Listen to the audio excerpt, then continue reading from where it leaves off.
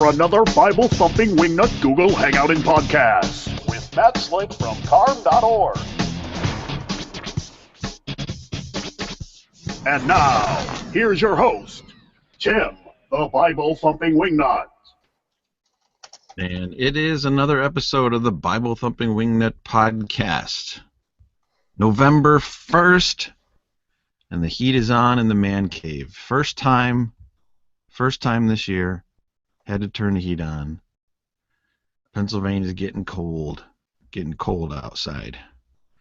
So Matt Slick is our guest, as always, and glad to have you, Matt. Guess what movie I saw the other day? War Room. No. What? The Martian. Oh, what'd you think of it?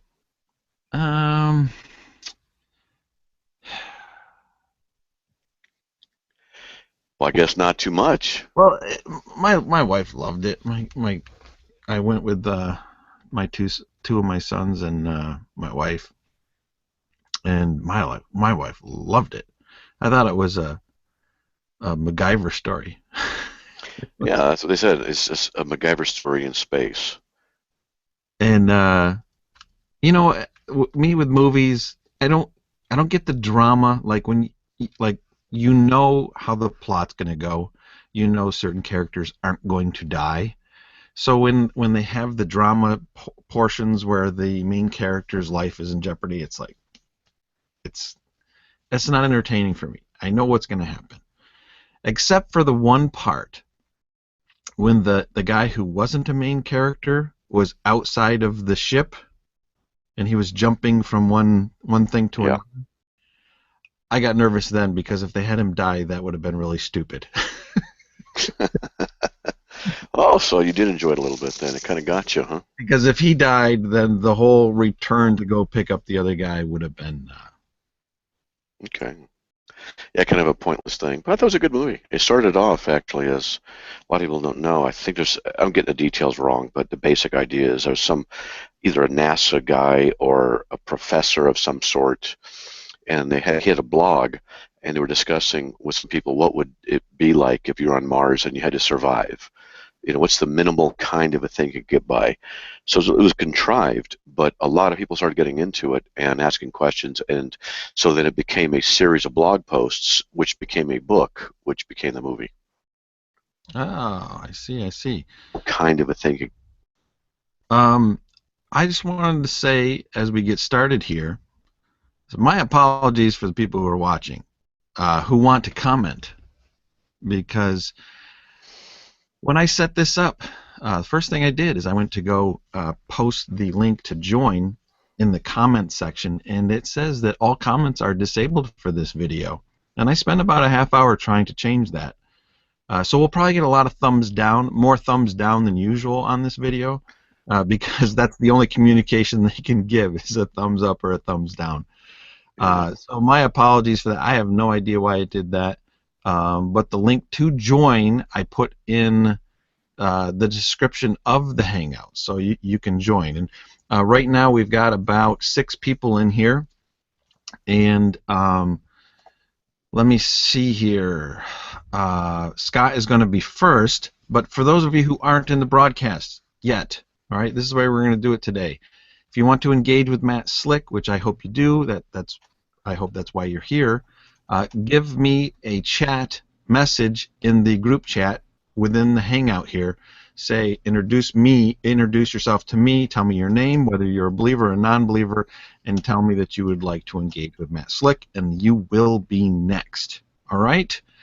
And with that being said, I believe you know our first caller, and that is Scott. He is, if I get it right, I think he is one of the hosts of a show called Positively Godless, or whatever your show is. Scott, welcome to the broadcast. You can unmute yourself and engage with Matt Slick. You are correct. That is the name of our show. Tim, that's my first time actually meeting you, so nice to meet you. Nice to meet you. I believe we're Facebook buddies. I've already thumbed down the video on YouTube, so that's taken care of. There you go. I'm just kidding. Matt did a debate with J.D. Kane on Thursday, and I guess my question is, how do you think it went, Matt? I guess that's my question, because I'm going to be asking the same thing to JD as well. Well, JD thinks he's going to do well, but I'm sorry, I'm going to just say this straight. He doesn't know enough about the discussions and the issues to know that he did not do well. He's not well grounded in logic or in the philosophical issues that were necessary. And I repeatedly told him, you're making a mistake here, making category mistake, various things. And what he would do is just continue in this same vein, repeating himself. And then as I would begin to answer his questions, he would continually interrupt me, right, as I'm making the point. And it just got to be quite frustrating. And so, I don't need to deal with that. And so, like, okay, you want to be that way? Okay, have a conversation with yourself. And so, I took off, came back, and then he was a little bit better for a while, and then it progressed the same vein. JD does not know, seriously, he does not know the issues well enough. And one of the things you can tell if you watch is his incessant requirement or push to constantly talk, which I thought was just stalling for long periods of time. Constantly say a whole bunch of information. He's not able to really get down to the issues and ask or answer direct questions directly. So people might perceive him as being a good debater, but he's really not. He's just able to pontificate and say a whole bunch of stuff without really getting to the substance of anything. Unfortunately, that's what it is with him. So the question was, how do you think it went? So how do you think that went? I mean, you mentioned your frustration and things like that. What would you have wished would have been done differently? What I would like, what I would like is for him to just, be patient and listen a little bit. We have a discussion. So you and I could do that. You and I, we could say, oh, I don't agree with that. Okay, why not? And you'd try and articulate something. But if you were talking to me, for example, Scott, if I were to say to you, how do you really think it went last night? What would you say? Well, as far as the technical side, because the stream. Well, the technical thing isn't really what you have to deal with. You see, that's the problem. You see, you don't do the technical thing. Well, we host a show, so that's just ticks us off. Yeah, but you see, it doesn't really make any difference. You see, all I did was, as soon as you started answering, I waited a few seconds and just interrupted. Oh, okay, I see what you're doing. Sorry. That's all. You're a good guy. But that's what JD was doing over and over and over again, and he was not listening. So he would say to me, for example, when I did the opening, right? Yes. I gave him the 3 criteria, the problems of atheism, which he ignored, flat out ignored. He then says, what I want you to do, Matt, is to give me something empirical, something that is observable, demonstrable, that proves this or that. I said, dude, what you're doing is implying a scientific type method in order to find a being who is not subject to the scientific method. It's a category mistake. I just say it to him like 3 or 4 different times. The guy doesn't get it. He doesn't know. He really is not a very good debater because he's not aware of these issues. He thinks he is. He thinks he's good, but he's not. Okay. Sorry, but that's what it is. If he wants to have another discussion, might take a different tack. Might just keep track of every time I ask, or excuse me, he asks me a question, I begin to answer, how many times he just stops me from answering it. Sure. A couple of questions, and I'm going to be doing the same thing with JD too on Tuesday. So just letting you know, this isn't any type of setup, or we're kind of doing for the next week's episode. We're going to be kind of talking about the aftermath of the show. How do you think that we did? Maybe you've been in situations like ours where there's 3 different topics and no one knows what the topics were. Did you like that? Oh yeah, that's fine. Okay, so we did okay. That's like approved. Okay. Yeah, you guys. No, seriously, you guys are great, and I was particularly kind of impressed with Jest. Jerry. Jerry. You can call him Jerry. Jerry. Yeah. Because he's gay and he says he's married, and I can't recognize that morally, and I won't. And he said that bothered him. I forgot the exact wording, and yet he didn't call me names. He heard me out. And then the reason I brought that up is because then a little bit later, he actually kind of jumped in with JD and said, this is what Matt's saying. He actually tried to help and get JD to say a couple of things. And I was really impressed with that. Yeah, he's great. I mean, Tyler and Jerry are both fantastic. I think that's why we have such a good show, and I'm happy with what we have. So I think that's all I have. I'll get to other people who maybe want to beat you up a little bit more. So, just joking, of course. So No problem at all. No, I know you're a good guy. I know you're just joking around and stuff like that. You're not an obstreperous twit. But JD, I'm serious. The guy's got to learn how to keep quiet enough to have an actual dialogue. Duly noted. I will have to look up that other word that you just said that I can't pronounce. Obstreperous? Yeah, see, you do that, Matt. Sorry, that wasn't intentional. Kidding. I think you just do that just for fun. No, I've said it so many times that now it's just part of my normal vocabulary. So I apologize for that. I forget that's not a common word, but it means I do this on radio for fun. People say, "Well, what does it mean?" Well, it means boisterously recalcitrant. And then see, that's why I want to have you on weekly to have like a big word from Matt Slick. Would be kind of fun to do. Sure. All right, I'll let you all go. I'll hang up the calls to make room for other people. Tim, thank you for having me on. I really appreciate it. You're welcome. All right, have a good night, you guys. Take care. Bye.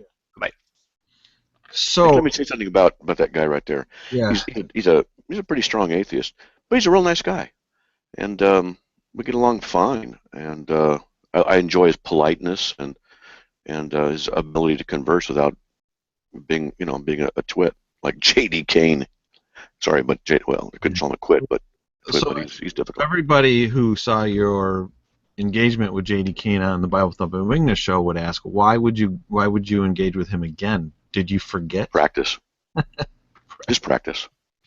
The last time he was on here with you, he knew he blew it. He knew he did a poor job. He even went on his own YouTube channel and said he didn't do a good job. But anyway, if people want to go see that debate, that interaction that you're talking about, I guess go look up Positively Godless on YouTube and you'll stumble on it, right? Probably. So next, I think I'm going to go to Christian because he's not supposed to be next, but Joshua said that Christian can go next because I think Christian has a limited time. Christian, are you there? Shalom Aleichem, I'm here. And you are a person that, first of all, I have no idea what you just said, but you are engaging with someone on YouTube right now on a regular basis who hates Calvinism.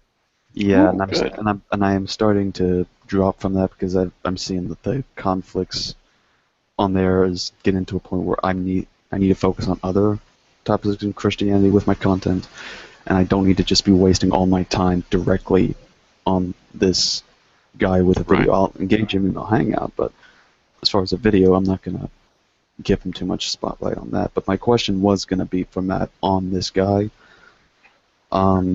This guy's name is Johnny KZJ. He was well known as the guy that was formerly a Muslim and then became a Christian and was going to anti-Muslim things. And he's on Pal Talk a lot. Could you spell his name, his nickname, in the chat to make sure it's the same one? Yeah. Yes, I know him. Yes. Yes, and he so recently he's said that he then went to 4-point Calvinism and then he's completely out of Calvinism. And the reason why he says it is because he believes Calvinism is a cult from Satan that is deceiving people with all kinds of dirty tricks, and Calvinism is no different than Islam. Oh. And I've tried to engage with him in several things. I've tried making things come to his attention, but he makes all these weird assertions. Like recently, he thinks that the hipster beard is the Calvinist trend of sneaking in Calvinist theology, which I don't know how that makes sense. But anyway, Hipster beard? Yeah. Does it have 5 little strands coming down? Is that how it works? Something like that. But my question is, how do I talk to someone about this? Because I also know he's made a personal video for you to read, called A Personal Message for You, where he's asking that he claims that you are inconsistent with Calvinism, so just go ahead, drop it, and join him and Leighton Flowers on the whatever deal. Well, I know this guy has gone in and out of various things over the years, and the most part, he's a nice guy, but I didn't know he's gone over to anti-Calvinism and calling it, equal to Islam. But it just demonstrates he doesn't know what he's talking about. He's confused as far as what the essentials of the faith are. He and I have had many discussions over the years, and politely, I mean this, I've corrected him several times on things, and he's tended to come around. But lately, he's been off the deep end, basically. I don't know what he's going to hold to in a year. He might not hold to the doctrine of the Trinity, for example. And I'm not saying he's going to go that way. I'm just saying it's kind of known that he kind of does that. So he kind of goes up and back and forth. Mm-hmm. What's good is that you can practice your theology with him. I don't know if you're Reformed or not, but you can practice defending the faith in various forms. And the arguments that he's going to raise aren't going to be consistent. And I believe Calvinism is very consistent.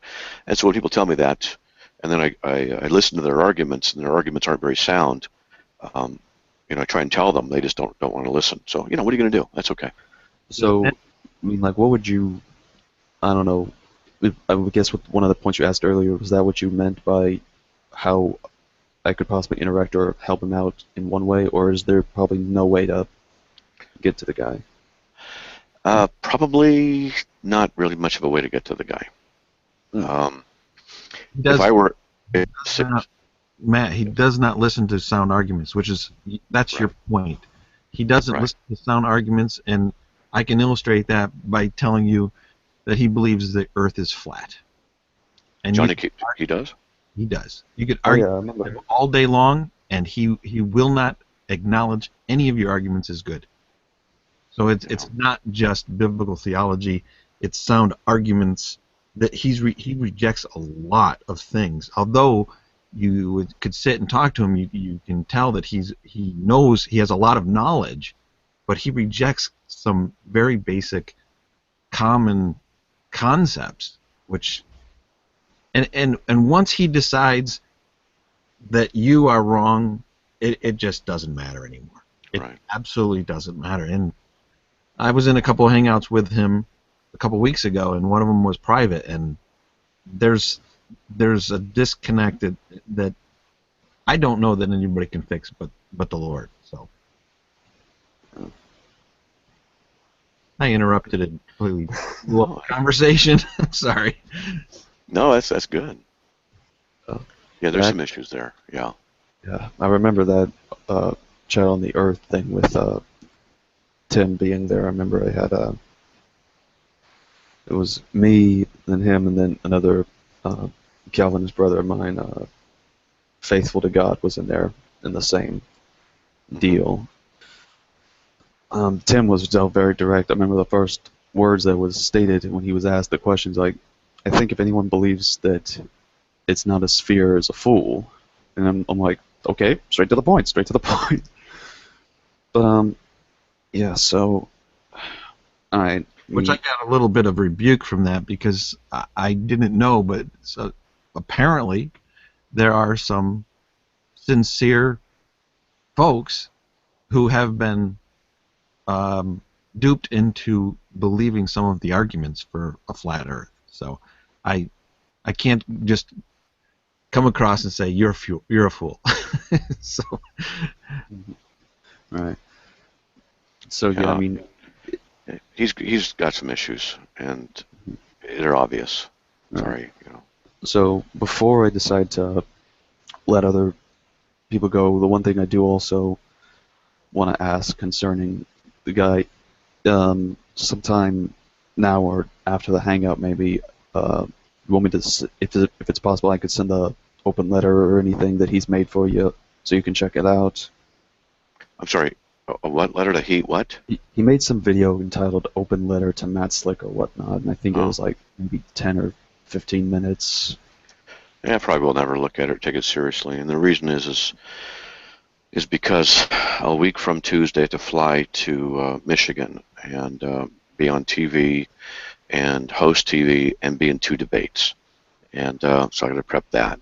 Yeah. I'm way behind in all kinds of stuff. And he's not a serious enough individual. A being said, yeah. And he uses, does he use his real name even on the video? Who, the guy's name? Johnny? Johnny, yeah.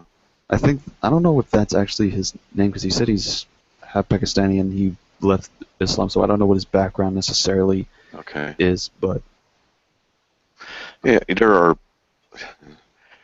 a lot of people who want a piece of me. A lot of people who will do things. There's a 5-hour video out on the web about how I'm not a Christian. There's a woman on Facebook who says I'm not a Christian and Calvinism is evil. She's attacked me numerous times. But once every 1 to 2 years, someone comes up who just wants to make all kinds of accusations and things like that. And, it's like, whatever. Maybe he and I can get into a room sometime if you want to arrange that with him on Pal Talk. That's fine. We can have a discussion on the issues of Calvinism and see how he does, or do it here. I don't know. all right. Yeah, You're not talking. always come Sorry. here. If he wants to talk, I don't know. He actually, well, he made a video to you, Christian. If he made a video for Matt Slick, why doesn't he just show up here? I just actually, good thing that you brought that up. I was in G-Man's Hangout that he was going over finishing up the Tulip series. He was going over the Perseverance of the Saints, which Johnny was in part of that one. And I asked him if he wanted to ask Matt a question, because it was Sunday, Bible Thumping Wing that was going to be on. Matt Slick asked questions. And he said he didn't want to come because he said he had emotional ties to Matt. Well, Matt said he knows him from a very long time ago, so maybe Don't take that the wrong way. maybe he does want to talk to him privately. So yeah. All right. Well, Tell him to get on here anyway. All right, will do. Christian, thanks for stopping by. Shalom, man. brother. Next, I believe Joshua is next, and for other people who are waiting, if you want to engage with Matt, just give me a comment on the inside chat here, and I'll be sure to put you on. So, Joshua, you can unmute your mic, and you can engage with Matt Slick. Can you guys hear me? Yes. What's going on, Matt? Hey, man, how are you? I'm doing well, man. I said I had a bone to pick with you, and that was just it was just a joke, man. Because ever since Okay. I think like a few weeks ago, we had talked about the International Christian Church, and then if you remember that, my friend had been doing Bible studies with them, and then ever since then, I kind of got into some, relatively civil debates with them, Yeah. and then after that, there were some Oneness Pentecostals right near them that were listening into these debates, and they got involved to the whole thing. So I was like, wow, I shouldn't have done all this. Like, talking to Matt Slick and getting advice only gets me involved with people in the occult. So Let me just tell you, that's what truth does. Truth will attract people who hate the truth. They want to stomp the light out. And so apologetics does that. And let me tell you, let's say that you continue to do this. You will discover that you're going to have to study. And it'll be fun, it'll be frustrating, but it's worth it. Just keep trying, just keep plugging away, and you'll do fine. thanks, Just man. whatever I tell you, just trust me on whatever it is, and you'll be good. Thanks, man. Thank you. Well, I guess, and it was crazy because when I started with the International Christian Church, and they denied justification by faith and therefore baptismal regeneration, and when I sat down with them, they got their pastor in there, and they had everybody like talking to me, and we went into they wouldn't let me speak or go into Romans 3, 4, or 5 to justify any of the points, but they had their pastor sitting there across from me. I'm like, wow, the dude's huge. He's 6'5" or 6'6" or something like that. So I was like, Wait, you were physically in the room with them? Yeah. Well, I was, I was physically sitting right across from them. Makes me want to be there. No, I know. I was gonna say if you're ever in Maryland, man, you gotta come back me up or something. Maryland, yeah, I'll back you up. I've been there before, and 5 years ago, I'd come out there and get me out there to speak at a few churches. I'll meet that 6 foot whatever dude. All right. Set up a debate with him on oneness. Yeah, no. Baptismal generation. Yeah, I know he would. They would love that. They didn't even let me speak, and so Of course not. I thought, I think it was Titus 3:10, and you let him speak twice. You let a heretic speak twice, and then you cut it off. But so I'm giving him one more chance, and I can't really deal with him anymore. But I actually did have some questions. It sounds like I'm just rambling, but No. as far as the it's funny because when I transitioned from those International Christian Church people directly to the Oneness Pentecostals, he was debating. We were obviously debating the Trinity, but also baptismal regeneration. Okay. And we related it like in Colossians 2. I believe Paul relates circumcision to baptism. Colossians 2:11 and 12, yes. Yeah. So we were doing that, and then he asked me a question. I showed him Romans 4:5 and just Romans 4 in general. Yeah. But I believe that he asked me the question. He said, "Would Abraham have been justified without circumcision at all?" And I was like, Yes. "Wow, that's a good question." I mean, according to Romans, Yes, because circumcision didn't come in until later. It came in with Moses. And the law did, but in Genesis, was it Genesis 17 or 15 or 17? That's when justification. Oh man, that's when circumcision came in. But he stated he was justified before circumcision. Yeah. And that was Romans 4. That's what I brought up, and then he went into the seal thing and the seal argument, and looking up the Greek word for seal is like token, like a token of my gratitude type of thing. But he claimed that seal actually meant like a securing of salvation or something like that, and that's not exactly that's not what it says in the Greek. So I don't think that's a very valid point. Wow. Yeah. I'd love to talk to these guys. Right. Get a debate going with them. I'd go out there. I'd debate them. Yeah, and actually, what you guys were just talking about, which was kind of crazy. That dude, I was kind of shocked when I first came in hearing about the guy that was flip-flopping between Calvinism and I guess Islam and Christianity, and I don't really know much about him, so I don't want to say anything that's not true. But Yeah.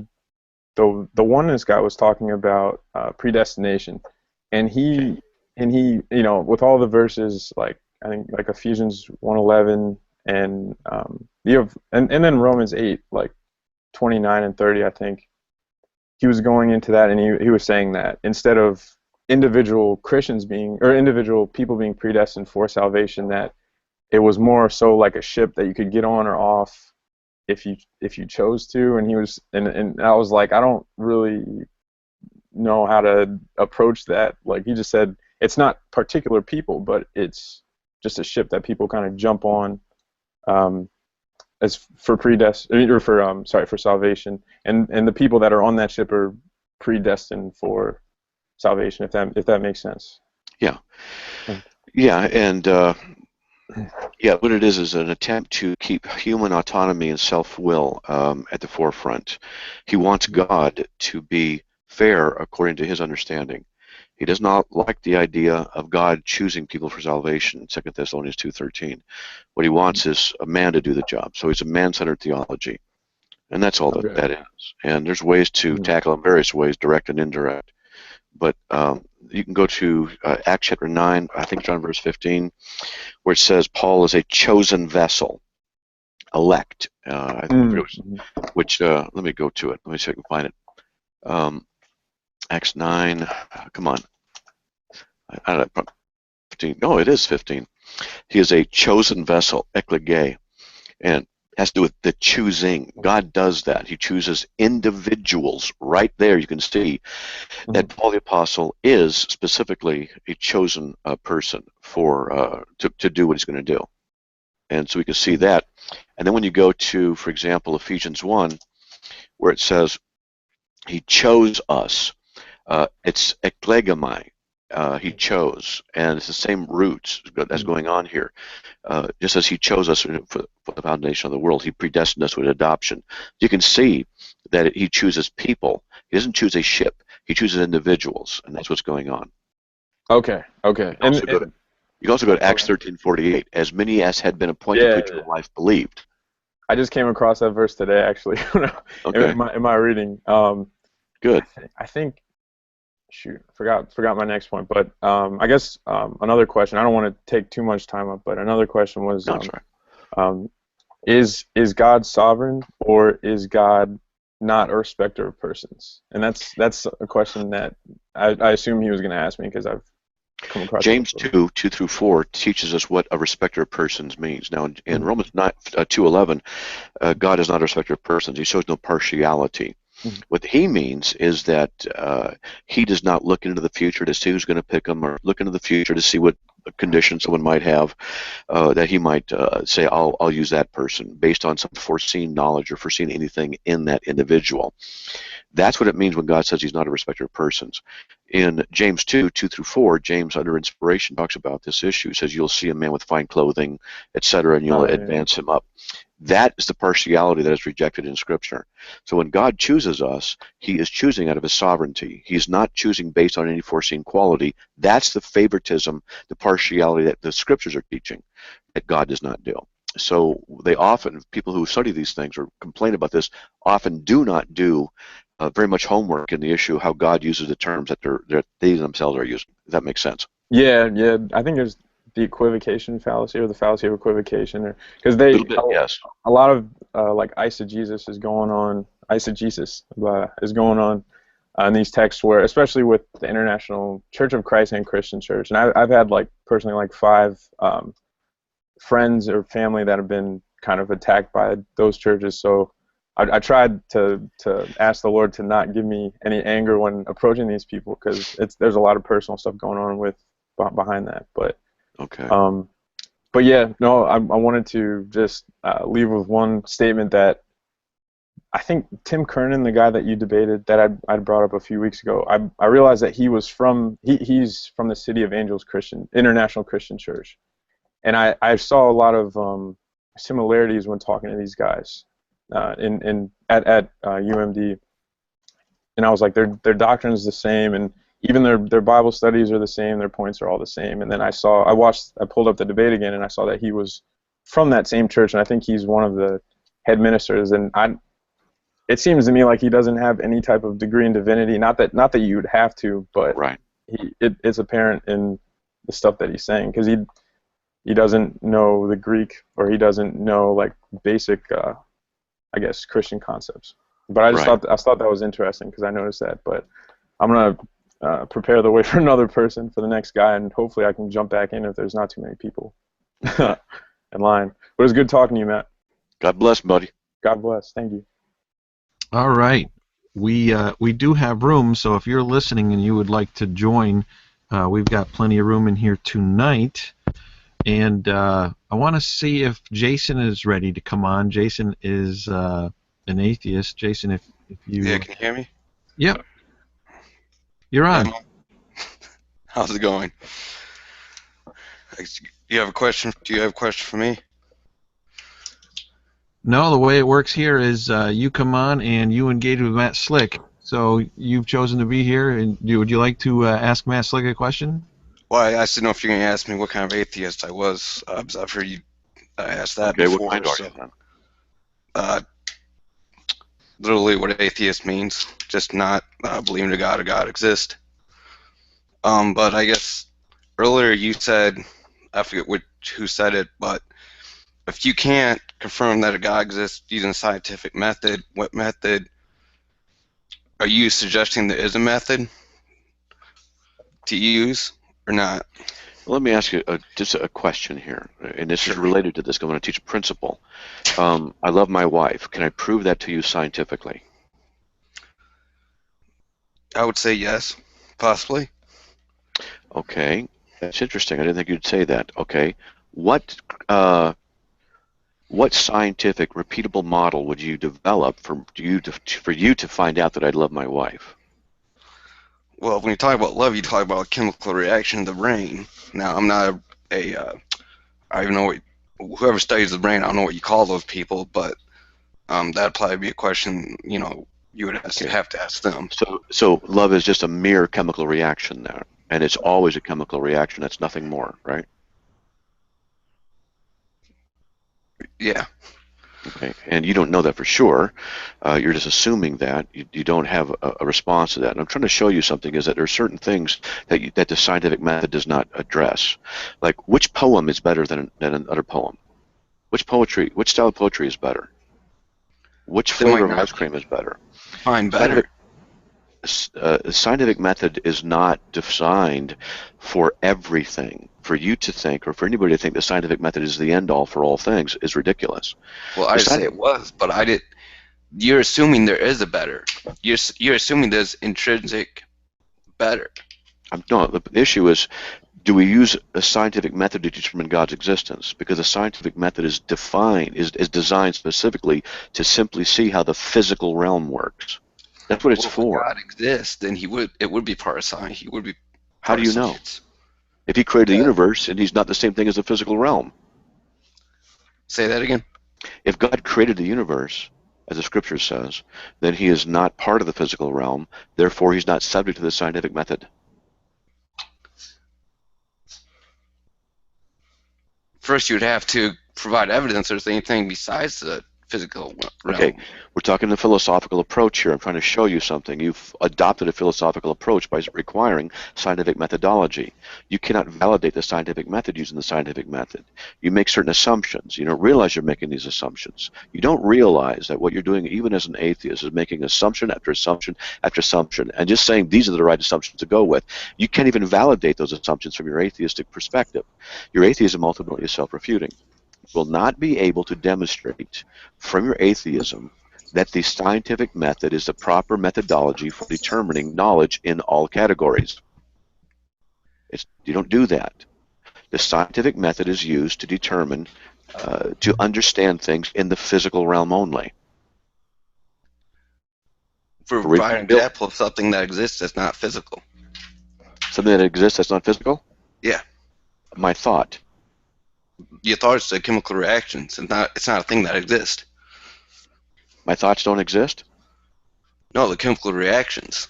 It's not a thing that exists. Okay, so you're a strict materialist. You talk about Phil? No, I would say no. Yes, you are. No. Yes, I'm you not are. saying the material's the only thing that does exist. I'm saying you don't even. no Look, one sorry, has. but you don't understand the issues. I'm sorry. Do you know what materialism is? I thought I did, but why are you telling me what it is, or what you think it is? Materialism is the position that the material universe is all there is. It's also known as physicalism. Yeah, I never made that claim. I never said that.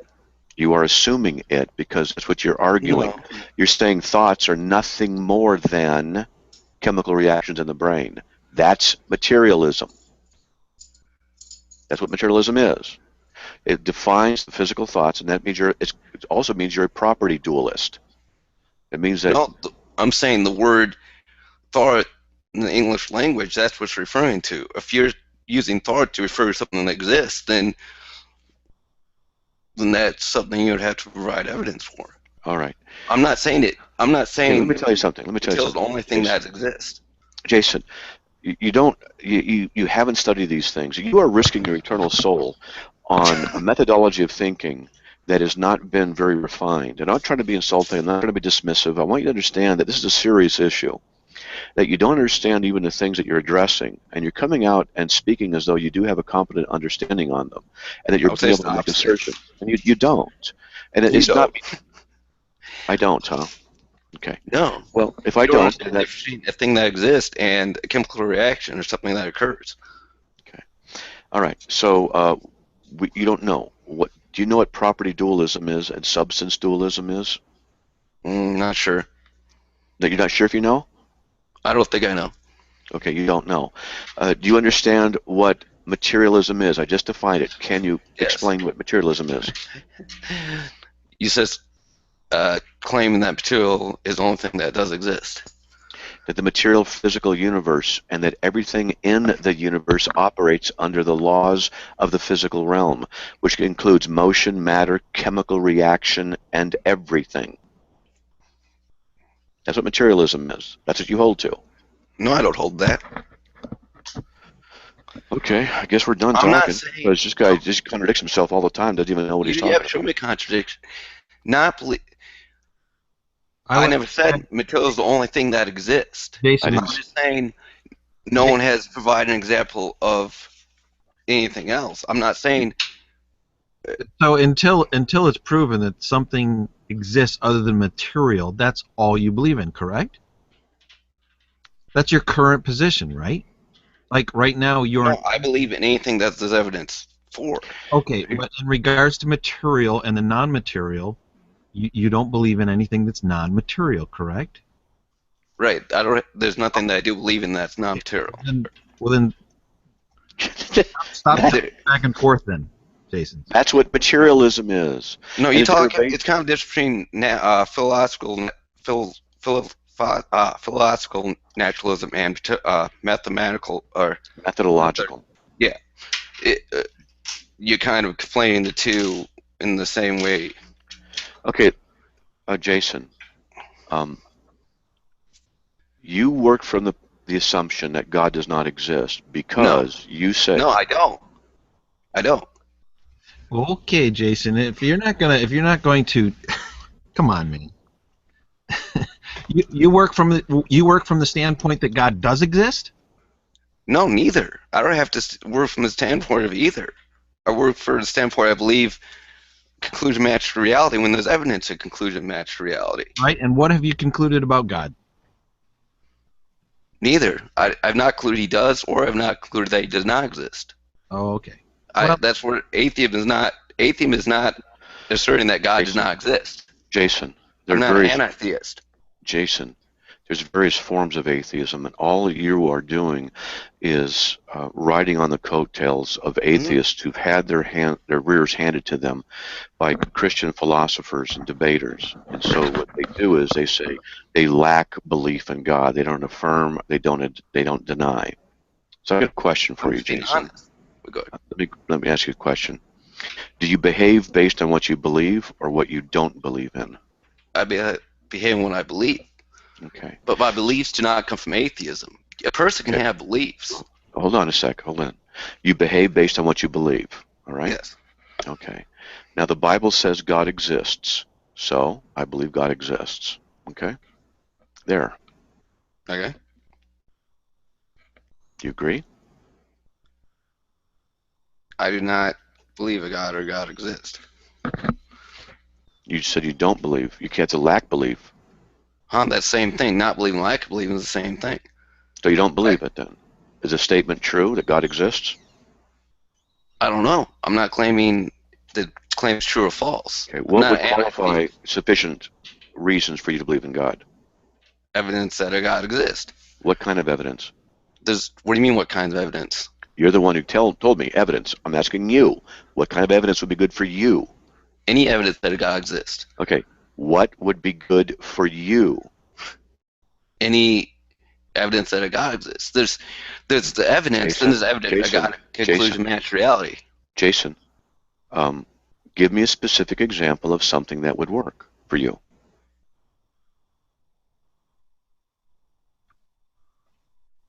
Jason? Yeah, any evidence. See, here's the thing. There's evidence, like Jason, for example, the Bible. Jason, I say, what kind of evidence? You say any evidence. Okay. No, I didn't say any evidence. I said evidence that a God exists. Like the Bible might be evidence. Well, wait, let me say something. The Bible might be evidence for something, but the Bible might not. The Bible might be evidence that people wrote stories in the past that. Jason, I'm asking you specifically. Give me an evidence that would qualify for you to be sufficient to determine that God exists. What would work? You don't know, do you? Well, no, but hold on a sec. You're conflating You evidence don't and even evidence know, that God. Jason. You don't even know what you require, and you want me to provide an answer for you, and you don't even know what you want. Evidence that a God exists. Okay. What would be sufficient evidence for you? Give me an example. Any evidence that a God exists. Any evidence that a God exists. Okay. I guess, Jason, you're just not understanding my question. No, I am. You're just conflating. You don't understand the difference between evidence and evidence that a conclusion matches reality.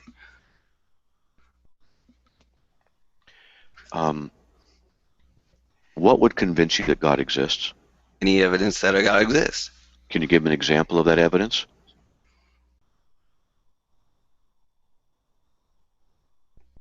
Can you give me an example? Well, first you have to define which God you're talking about. Okay. Yeah, we're just going in circles. This guy's not. I think is he trolling? I don't know if he's trolling even. No, I'm just being honest. I'm just pointing out your He's trying. Your nonsensical question. He's trying. Nonsensical question. Wow. He's trying to parrot what he's heard, and he's not doing a good job. No. And he doesn't know how to answer if he can't. Veckel, what do you think, man? Veckel's been here waiting patiently. You probably engaged with this guy before. No, I just got some Cornish hen in the oven waiting to cook. So Cornish hen, dude, you're supposed to come out here for my 20th on Carm, and you failed. I don't know if I'm gonna be your friend anymore because I was looking forward to you being here. Well, you and know then what, you Matt? did, you just decided to bail. Matt, that's a Matthew 18 issue. You got a problem with me? Let's handle it Matthew 18 style. Okay. Oh, I'm coming to you right now, buddy. What the heck happened to you? Where were you, man? What was up? We we looked at our finances and we said, man, I really want to go there, but we just kind of Dude, just look, the finances, just like, I don't know, man. It was just going to cost us money to get out there. Yeah. Let me tell you what you missed, okay? Oh, You missed. here it comes.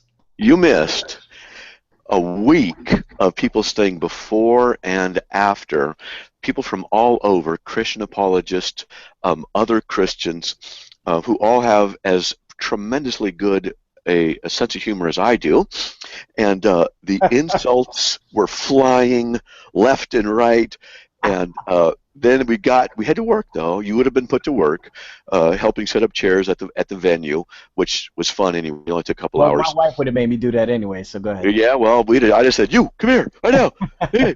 And I had my supervisor's cap and then point. That's what my wife did, and so. We had this thing, right? And I'm telling you, man, I'm going to put the video up, but you missed it. A friend of mine, Ryan Turner, mocked me for about 12 solid, inspired moments. I saw the video. I saw it. You saw that? What'd you think? What the heck is he wearing? Some pants with some with a thong or something? What what it is I have a jacuzzi in the back, right? And so, it's fenced in, and I'm not going to go, naked. So right. I don't like to wear the big shorts that are just, when you get out during the cold winter, and the long shorts down to your knees are dripping freezing cold water. Right. I mean, it's unpleasant. So I just wear basically Speedo kind of things, go in, and then it's more comfortable when I get out. Glad we don't have a picture of that. So that's what he was mocking me about, right? Oh, okay. Gosh. It's a little embarrassing, but you know what?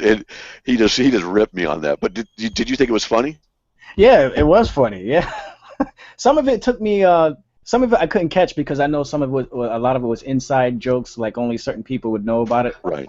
But yeah, I thought it was pretty funny. I was like, wait, is that Ryan? I wasn't sure because I haven't seen him on camera in a while or anything. So yeah, but And then that was Saturday, right? And then we went to church on Sunday. Monday, we went to a shooting range and shot AK-47. We shot 9s. We shot 40s. We shot AR-15. And we went out and did lunch, and a bunch of us just piled in the cars. We went and did stuff. We had 10 people in the house here for a couple of nights, just staying up late talking theology, just talking stuff. Just let you know what you missed. Okay? Oh, man. Just let you know what you missed. I knew I was going to regret it. I knew it. Yeah. You. That's right. That's right. You regret it. It was awesome. I'm sure it was. I'm sure it was. And yeah, I'm definitely regretting it. So. You would have fit in too. You'd have just loved it. You'd have had so much. Well, I don't want to tie up the line here, but I got a couple of questions and maybe a little rant as well. Okay. So which should I start off with, the rant or the questions? Your choice. I'll start off with the question then. There's a guy at work. He's one of these. I don't know what you want to call him. I guess you'd call him. We in the black community we call them the conscience folk, I guess. And basically it's another aspect of the black liberation movement where you see these guys. They're really big in Egyptology and stuff, and they pretty much teach the same stuff that we hear a lot of atheists say. Council of Nicaea, rock. That's whenever I hear the Council of Nicaea stuff brought up, I have this thing where I kind of imitate a parrot saying Council of Nicaea, rock. Council of Nicaea, 325. Yeah, because every time you get into a discussion with a cult member or something like that, they always say the same thing. Christianity started in 325 AD with the Council of Nicaea. That's where the Trinity came from, virgin birth, all this other stuff. So we hear that all the time, and this guy was no exception. He brings the same thing. So I guess one of my questions was regarding the Council of Nicaea and the Trinity. I know we have Polycarp, we have Ignatius of Antioch and stuff like that, but is there any material prior to those guys that talk about the tenets of faith that we have today, like going even further back than them? Well, if you go to Carm, you can see there's an article called Early Trinitarian Quotes, Polycarp. Where did you say that? I got this. O Lord God Almighty, I bless you and glorify you through the eternal and heavenly high priest Jesus Christ, your beloved Son, through whom you glory to you with him and the Holy Spirit now and forever. Justin Martyr in 100 to 165. For in the name of God, the Father, and the Lord of the universe, and of our Savior Jesus Christ, and the Holy Spirit, they then receive the washing with water.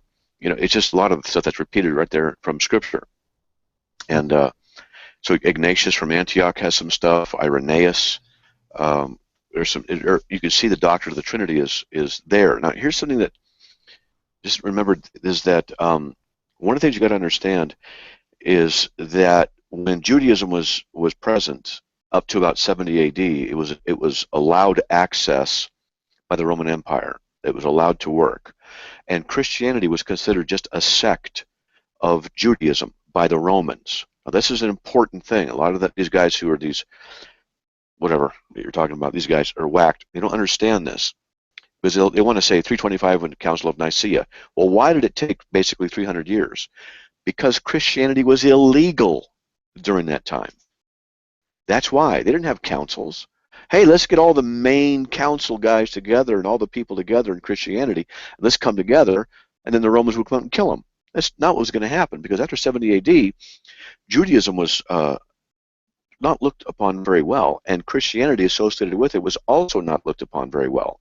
In the 60s, the persecution against Christians had already started with Nero. He was killing Christians by the dozens, hundreds and hundreds. He's killing them. So it's not like they're going to go out and have all these councils.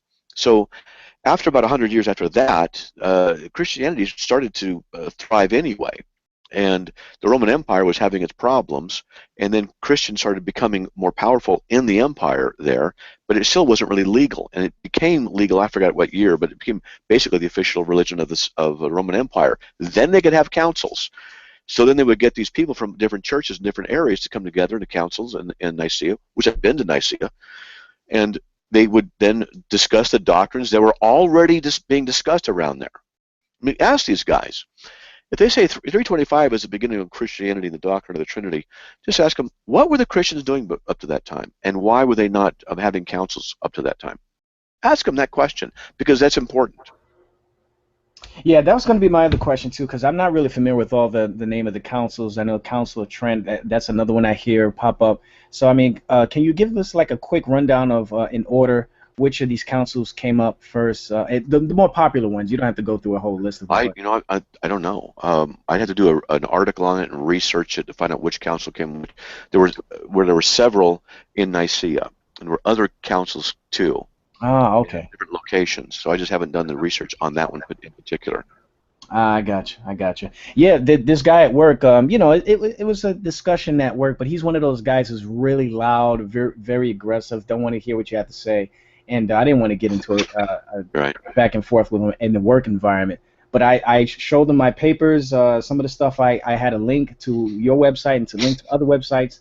I said, look, everything you're saying has already been debunked. We've heard this argument so many times. Let's talk about guys like Polycarp. But then he started changing the argument and stuff. Right. I just really didn't want to listen to anything. Well, go print up that article in Carm, because, for example, Tertullian, the African apologist and theologian, he wrote this. Hold on, let me clear my throat. And he died in 215. This is what he says. We define that there are two, the Father and the Son, and three with the Holy Spirit. And this number is made by the pattern of salvation, which brings about unity in Trinity, interrelating the three, the Father, Son, and the Holy Spirit.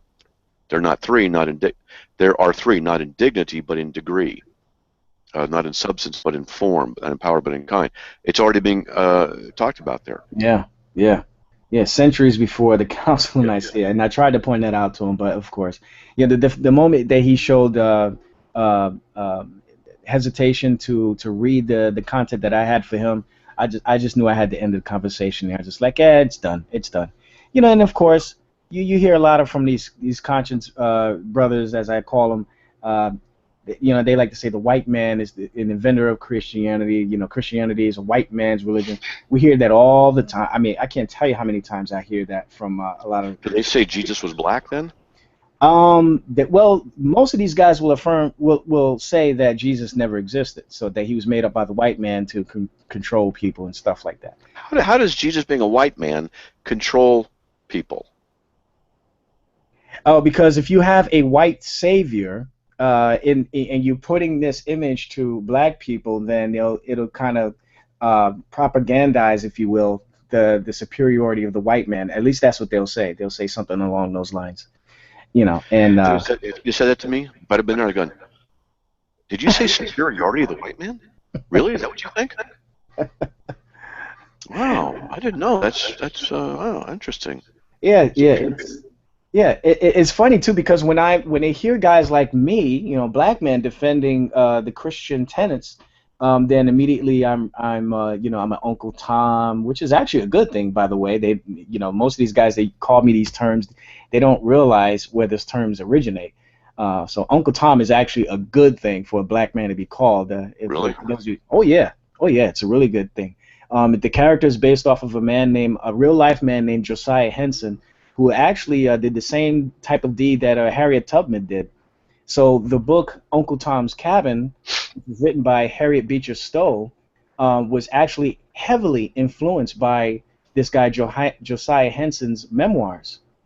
So the character Uncle Tom in the book was actually inspired by this guy named Josiah Henson.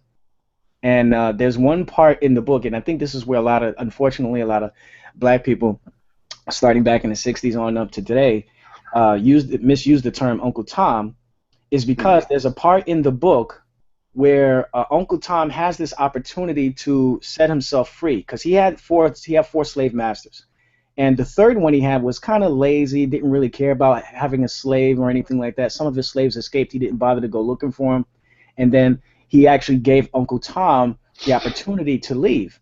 But Uncle Tom, and here's the part where people get it confused. Uncle Tom says in the book, and I'm paraphrasing here, "I will not leave you, my master, because I care about you. I care about your soul." So Uncle Tom was a Christian, and the only reason he wanted to stay with his master was because he was concerned about his eternity. Wow. He wanted to stay with his master for that one single purpose, just for his soul, just to see him get saved. That was the only reason he wanted to remain a slave to that master. But unfortunately, a lot of black people today will see that, and they just overlook that part, and they just see that he just wants to be in good with the massa. And guys like me, who speak properly and who will go against the grain, we're called Uncle Toms. So, but now, having done that study, I gladly accept it. So you want to call me an Uncle Tom? Great, I accept the term. That's really amazing. A guy who would stay a slave because he was concerned with his master's soul. That is Yeah. pretty gloriously impressive. Yeah, sounds like a little bit like what Jesus did, huh? Maybe not that grand, but Yeah, that's a good comparison. yeah. That's what Jesus did. He was enslaved to the flesh, as God in flesh, to serve others and to save others. And he did the will of the Father who sent him. Yeah, and one last thing I want to say before I head out. Speaking of the term slave, I love showing to people on YouTube how what Paul says in 1 Corinthians 1:18 and 2:14, how true that is. And I'll give you a perfect example. On my channel, if anybody's interested, I have a video called Slave of Christ.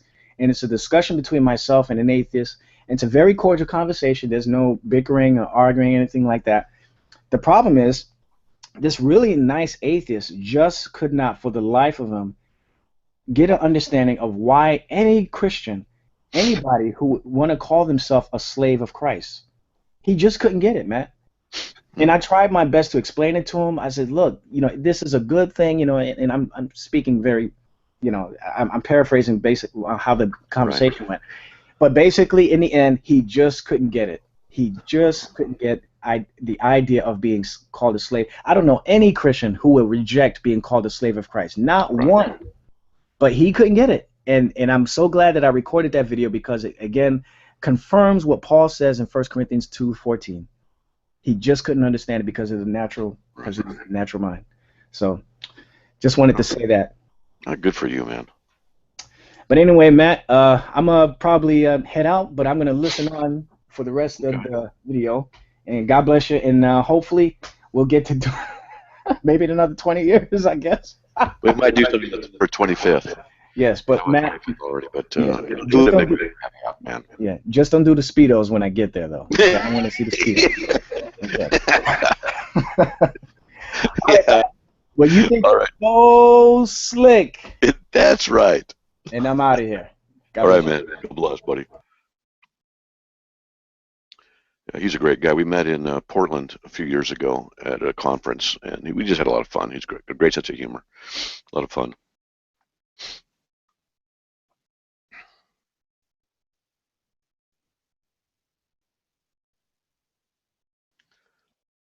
Now what's happening?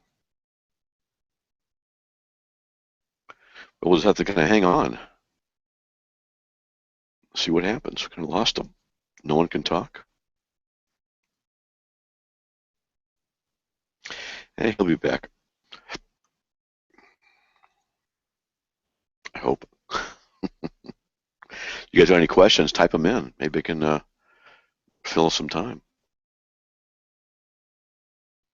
That other atheist guy, Jason, gee whiz.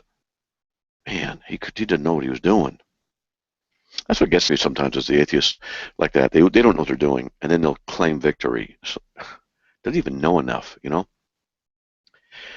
When did the RC Church really form? That's a good question. I don't know, and nobody knows exactly because it depends on how you define the RC Church. You know, the Roman Catholic Church with its heresies, or the Roman Catholic Church. What makes the Roman Catholic Church Catholic? And then you define those doctrines, and then look in history to see which one of those was adopted. And they weren't all adopted all at once. And hold on one sec. But here's a generic kind of something. Is that I believe it was around in the late 300s. I'm trying to remember, it's been a while. There was an error called Donatism, or an issue called Donatism. And, there Tim's back. And what it was there was persecution going on against the Christians. And some of the Christians under persecution gave away sacred documents, fessed up, and then recanted. And then when the persecution stopped, a lot of these Christians felt very bad for what they had done and recanted their recantation and repented. Well, the question then became, are they worthy of receiving communion and the sacraments and things like that? So different bishops convened and made a decision on these matters. And it was around the late 300s, I think. And that seemed to be the first instance that I'm aware of, and I may get this wrong, I'm not a historian. It seems to be one of the first instances where there was a collection of bishops who had gotten together to decide ecclesiastical matters. And some think that that may be a good marker for the kind of beginning of the Roman Catholic Church. So, but don't think of it as a starting point. There's a 100-yard dash. Right there is the beginning. Think of a 100-yard dash, and the first 10 feet of it is the starting area. And anywhere in that is the starting area. It's that kind of a thing. And as far as apostasy goes, well, then I think that the thing that would determine its apostasy would be the violation of any of the essential doctrines. And so when it added works of salvation, that would be the apostasy, the mark, when it officially did that. Okay, I hope that helps. Where did Veckel go? Oh, he had to take off. He just, I had to go say goodnight to my family, and I thought he was going to go on a rant, and then he had some questions. I thought I had plenty of time. He didn't. We were talking about you and mocking you, but that was fun. I'll just go delete that later. So we've got room in here if anybody wants to join and engage with Matt Slick. We're going to be on for about another 45 minutes. So until then, we have Vincent, who is the cat's meow. The meow's cat. Or Rocco. Yeah, sorry, I reversed that. But yeah, I actually had a question about more Eastern religions, I guess, and Okay. I was curious how informed you are about that, Matt, because I was looking a A little bit on degree. Carmen. Okay. Well, I guess more or less, I'm interested in knowing a little bit more about mainly Taoism, Ah, because, well, for a couple different reasons. It actually has come up now probably 2 or 3 times, and would like to know a little bit more about that, because even last week in the Mixler chat, there was someone who was in there who was talking about the Tao as if it was uh, almost I don't know if they were saying it was a god, but kind of referring to it as such, which seems to go against what I've uh, looked into and seen about Taoism. But I mean, Taoism apparently isn't even a real specified religion anyway. Um, uh, I guess what they had an issue with last week is we were trying to explain how if Taoism, like everything explains the Tao, but not everything fully explains the Tao, then that right. means that both good and evil and true and false are a part of the Tao, which is self-contradictory. It's both true and false at the same time in the same way. Um, and they were trying to do the same thing with God and say, oh no, God's self-contradictory because he wouldn't be able to exist without the non-existence of God or something like that. I'm probably misrepresenting them, and I hope they're listening in Mixler so they join us. But, That's you're summing it up.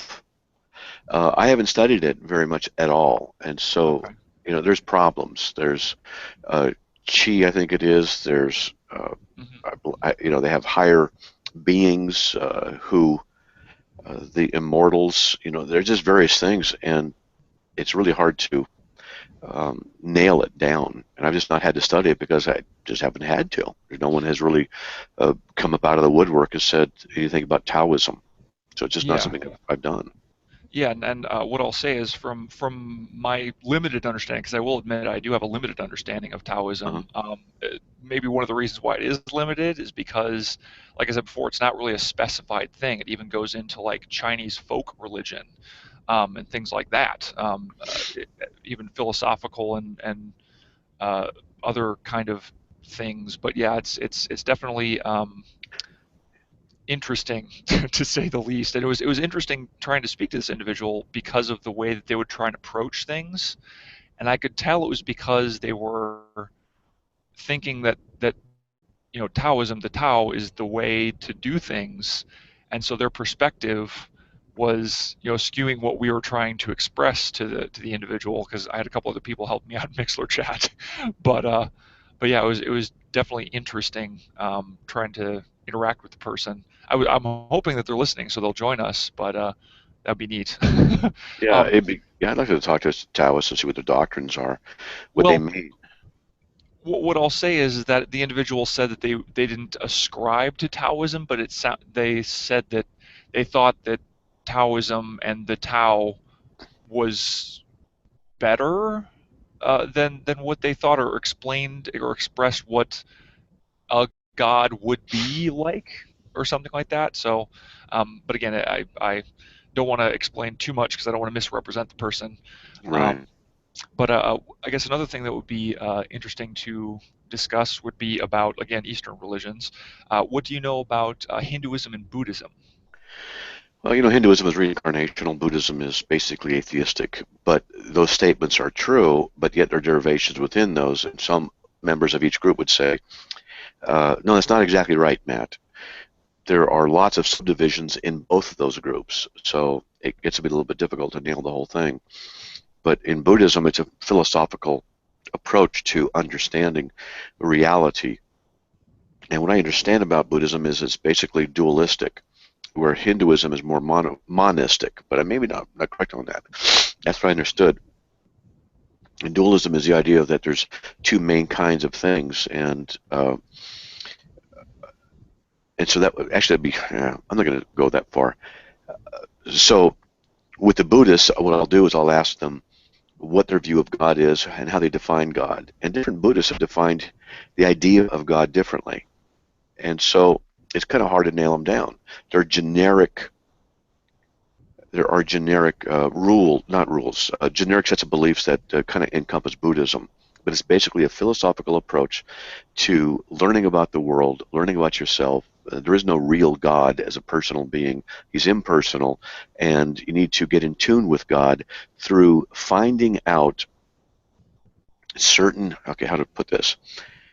They do chants, they do various things in order to get in tune with the essence of the universe. It's hard to describe because I'm not even sure what they mean half the time. But there is this thing that exists that is the universe, and we're part of the universe. It's not conscious, but some say it is conscious. It depends on how they define it. And so what you do as a Buddhist is you try and get in tune with that. And ways of doing that are to say certain things like Nam Myoho Renge Kyo, where you recite things. And by getting in harmony with the vibrations of the universe, then you can move along with it in its vibrational essence, blah, blah, blah. Then you have energy fields, you have this, you have that. You're trying to understand how they're supposed to balance with nature. And there is no absolute personal God, so there could be no absolutes of logic and absolute truths like that. So I'm pretty choke here. And with the impersonal God, there's also no way to knowledge. So right. So you can't know everything for sure. Mm-hmm. Except that you can know that you can't know anything for sure, which is self-refuting. But that's okay in Buddhism. Yeah. And uncertainty and things like that. And Hinduism is different because, God exists, but we are all part of the divine essence and divine nature through reincarnation. And nirvana. Why do I have something? Hold on. Something bothered my throat. To reincarnation and karma, you're supposed to return back to him, nirvana, and all that kind of stuff. And we're familiar more with those terms because it's more intellectually able. The Western ideology is more capable of understanding Hinduism pretty easily as compared to Buddhism, even though there are different forms of Buddhism that are not taking shape that are being catered to the Western mind. Okay. It's tough. I have some books on Buddhism and Hinduism and stuff, and going through and trying to read some of it, like, what are they saying? And the books even say it's kind of hard to communicate. It's like Buddhism to me is a little like quantum physics. What does it mean? Well, it depends on how you view it. Oh, brother, here we go. That kind of thing. Gotcha. Come in. Kind of wishy-washy. Hold on one sec. Is Glenn here? Grace? Okay. All right. Sorry. Oh, that's okay. But yeah, and, from what I understand of Hinduism, because I think I've got a little bit more understanding of Hinduism than I do Taoism, there is, and again, I guess it depends on which, because there are different sects from what I understand. Right. There are some who believe in millions of gods, some that believe in one god. Right. That the world is illusion or Gaia. Right. And I think I actually got introduced to that from Greg Bonson, from some of his talks, where he's like, if we went to a Buddhist and we said, okay, well, are there crackers in the pantry? We can go to the pantry and check to see if there are crackers in the pantry, and that's something we can physically do in order to show that evidence that there are crackers in the pantry. But the Buddhist might go, no, this is all Gaia, this is illusion, so there may or may not be crackers in the pantry, even though I'm looking at them. So again, that completely. I remember asking a Buddhist, I believe it was a Buddhist, I said, so everything's an illusion? He said, yes. Is a statement, everything is illusion, an illusion? And you could see his head squirming, he's like, what? Well, if it's an illusion, you can't, if you don't know if it's an illusion, you can't know if it's for true or not, right? Yeah. Which means you're skeptical about everything, yes. So you're skeptical about truth, yes. How do you know the truth? The skepticism about truth is the right thing to do. And he didn't know. So your philosophical position leads to nothing. Yeah, that almost sounds like an atheistic position, where it's are you skeptical about your own skepticism? Yeah. So Oh yeah. yeah. It's inconsistent. Yep. Yeah. Yeah. Well, I do want to thank you for that. I did glean some stuff off there, and I'll probably still continue my own, research and whatnot. And if I come up with anything, any tidbits, I'll let you know. But I'll get out of the way for other people. Okay. Thanks. Yeah. Yeah. Thank you. All right, thanks, Vincent. And speaking of atheists, last week, Matt, I'm sure you don't remember, but you probably talked to 20 or 40 other people on the radio since last week. But last week, if you actually do remember, I actually bailed you out. There was an atheist. Oh yeah. Yeah. There was an atheist in the room, and he cornered you. Oh yeah. Yeah. You could not That's right. respond. He had you pinned, and Yeah. I saved you. So Thanks for saving me. yes, you are very welcome. Well, he's back, and he Okay. will talk to you again. So Okay. this time, man, I am not going to bail you out. Oh I man, am I'm in trouble not. now. I am just going to sit back, and well, if he interrupts you and doesn't allow you to speak, I will interject, but hopefully he won't do that. So Okay. Mike is back. Hello. Hi. How are you? Tim, no, actually, I have a question for you as well, if you don't mind. Sure, go ahead, Mike. Last week when you disconnected me, you made the comment you completely destroyed him on the logic argument, and then you suggested that I was trying to attack his, I guess you can say, his personal experience. So I would like to know from you, and if you can explain to me, and I'll be very quiet, how he destroyed me with the logic argument.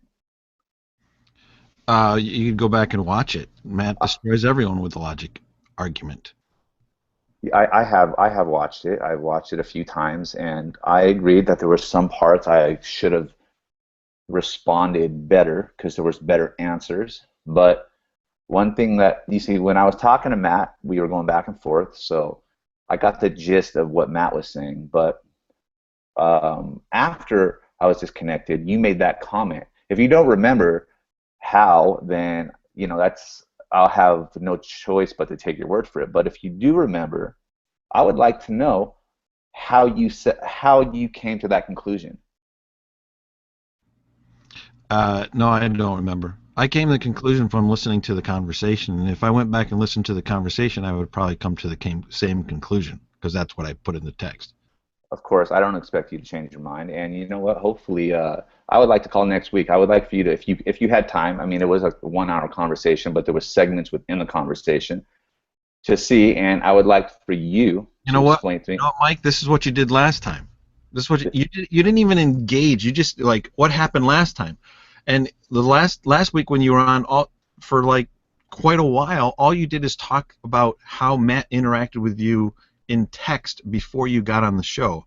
So why don't you just interact with Matt now face to face, and rather than refer to what happened last week or what happened before you came on last week, just share your thoughts, interact, disagree, be polite, and just carry on a regular little conversation, discussion. But you see, that's exactly what I'm doing, and it's funny that you said that, because when we started speaking about how this whole conversation began, and I explained how I perceived Matt, and somehow that was taken as a personal attack, which later was even by Matt. You can even confirm this. You said, "Listen, this is your opinion. So what?" So if that was the case, that was the case. So we can move on. I just wanted to ask you that question, how I was destroyed, because I still don't understand the ideas or the importance of how the laws of logic prove a God. And now I'll go refer to you, Matt. When we were speaking last time, I was speaking how we got to your personal experience of God is because you were saying that for sure God absolutely exists. I asked you, if the laws of logic exist, or if God does not exist, do the laws of logic exist? You said no, which means that the laws of logic only exist if God exists, which then led me, this is the way my mind thinks, how do you know that God exists? You said, because God came to you. Then I asked you, how did you know it was God? You said, I don't know, I just know. And that is an important part of this whole, I guess you could say, conversation, is because if the foundation, meaning the very bottom, the core of the laws of logic, which you're identifying as a proof of God, is something you're showing evidence for something that you don't even know exists, because you don't know if it was God that came to, or you don't know how you know it was God, sorry. That's what I'm questioning. So what's your question? My question is this. How did you know it was God that came to you? I just knew. So when you say that, I'm going to try to be very patient and calm here. Okay, do you that's really good. think I just knew is a sufficient answer? Yeah, it is. It's sufficient for me, yes. Okay, so how can you help me explain? Because you see, You asked me how I knew. You didn't ask yes. me about you. You just asked about me. It's completely subjective to me. So I am not going to try and demonstrate to you my subjective experience with God is good enough for you. So don't even try that. I'm not going to waste my time with that. And you should be smart enough to know that that's not an approach you should take. Okay, so you're saying that it is you're saying that it is a subjective thing, You then, asked right? me specifically, how do I know? I told you because I experienced his presence. How do I know it was him? I just knew. What do you want me to do? This is the same thing we had last week. Well, I'm not here to give you a scientific explanation and a mathematical formula on how I knew. I just knew. You can't do anything with that. And this is your problem. It's not. I don't. It's not a problem. I'm Yes, it fine. is. Okay. Yes, it is. I guess. Now you said that, I guess it is. What I'm It saying is a is, problem because you keep bringing it up. And I've given you the same answer before. well, this is my thing. Just because I bring it up doesn't mean it's a problem. Just because you have an answer doesn't mean it's an actual answer. What I'm saying is this, is that you are saying that the laws of logic are proof of God, right? Or you have said that in the past.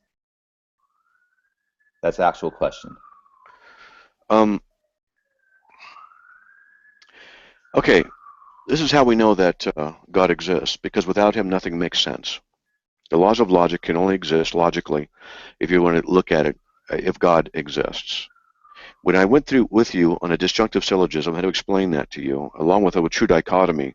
You understand that when you have two things to account for something, God and not God, one's negated, the other is validated. You cannot, from an atheistic perspective, account for the universality and absolute quality of abstractions known as the laws of logic. You're not able to do that from an atheistic perspective. The Christian perspective, we can. Without the Christian perspective, without the laws, without the necessary preconditions for intelligibility, being the very nature of God's existence himself, you can't account for anything. That's how God can be demonstrated to be true. That's it. But sir, you are not, all you're doing is claiming that you can account for it. You are not demonstrating that you can do it. I did. No, the ability to utter words is not confirming. Okay, hold on. You want me to do it with you right now? Want me to show you? Well, give me a second here, because I don't want to get lost in what I want. You already are. I already am. Okay, so does that mean that this conversation is pointless, or do you want to hear what I have to say? You know, if you want to discuss with me, that's fine. Okay, but what that's I'm what I want to sensing do. from you is you're trying to control every aspect of it. You think you know what you're doing. I can take you step by step and show you that you don't. Okay, well, let's just be fair then, and instead of me dominating your show, I don't want to do that, and instead of you taking me step by step, let's just go back and forth. How about that?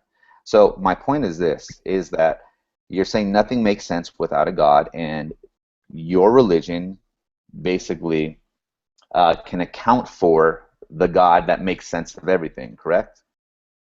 Yes. Okay, so this is the question. Where does God come from, and how did you determine God to be? It's not an issue that we're discussing. Not where does God come from. Yeah, no, not where did God come from. I wasn't done talking. I'm saying, how did God even become a possibility in the potential selections of whatever is a selection based on these possibilities that are responsible for these laws of logic or for the world to make sense? How did God become a possibility? Are you ready? Yes. Okay. Is logic a process of the mind? In regards to processing the mind, yeah. So logic is kind of like a calculator. Yeah, you put in a problem, you press equal, and the solution comes up. Correct. Is logic a process of the mind? I just said that. Correct. Yes. In that way, Yes, I it is. explained it. Okay. Are the laws of logic also, let me put it this way. Logic is a process of the mind, so logic is an abstraction. It's a process that requires mind. An abstraction deals with the mind. The laws of logic, would you agree that these laws are abstractions? They are of the mind. Because last time we spoke, you said an abstraction is a thought. It's a thought-based thing, right? So yes, thoughts are required to process the laws of logic. So yes, okay. Yes, that thoughts are responsible for processing Laws the of logic are abstractions, yes. Are the laws of logic universally true? Well, no, sir. When you say laws of logic are abstractions, them themselves are not an abstraction. The processing of the laws of logic is the abstraction. What is the law of identity? Do you know what it is? The law of identity. No, please explain it to me. You don't even know what it is, and you're arguing about this? Sir, yeah. Are you going to ridicule me? Are you serious? Are you going to ridicule me or are you going to educate me? No, I am going to ridicule you. You're coming in here about this argument with the laws of logic, and you don't even know what they are, and you're no, saying sir. it doesn't even work? I don't know what the laws of logic are. Wait a minute, Mike. Are you serious? Wow, that's incredible. Why are we? Is this like the biggest red herring or what? No, Mike, it's not. You can't even argue the point if you don't understand it. Sir, I do understand the laws of logic. We were talking about this last week. This is, to me, What are the laws of logic, Mike? I'm not even going to justify myself. The laws of logic. You really want you really want to. That's what. Let me get back in. Let me get back in. Yeah, please. Thank you very much. Wow, this is amazing. For you not to justify yourself, what? You only want me to justify myself, but you don't have to justify yourself. No, sir. I'm just saying I do know what the laws of logic are. I do. So the thing is with me and you is that I got to be. Why don't you tell us then, instead of going through this game? Tell me what the law of identity is. The law of logic, the law of identity, the law of non-contradiction, the law of the excluded middle. Why do you say you didn't know what they were? You lied. I didn't say, it's not that I said I didn't know what they were. What I was asking you to do was explain to me what you mean by that. That's what I was saying. I tell you what. If you do this again, we're going to just cut you off. If you lie again, you're going to be gone. You're just wasting our time, Mike. Come on. Mike, don't tell me you don't know what the laws of logic are and then say that you do. Can we just continue with this, please? Yeah, I'm trying to, but now I can't trust you to even give me a straight answer. Sir, let's just get on with this. This is like a big, it's a pointless thing. Then don't lie. Oh my gosh, it's a lie.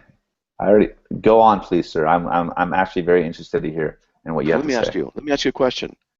Are you going to tell me the truth from now on? Sir. No. I didn't say no. It's a yes or it's a no. You're not going to tell me the truth? Why should I have a discussion with you? I've been telling you the truth. Really? You said you didn't know what the laws were. Okay, Matt. Did everybody in the room hear that? Am I mistaken? That's why I jumped in. Okay, Matt, listen. From now on, I will tell you the truth. All right. Thanks, Mike. Let's go on. Wow. The laws of logic, are they always true everywhere? Yes, I would say so.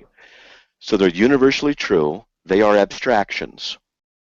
Do abstractions require a mind? Yes. Okay. Abstractions, I'm writing this out. Abstractions require a mind. Okay. Do you, and I don't mean this in any sarcastic, stupid, insulting way. It's an illustration.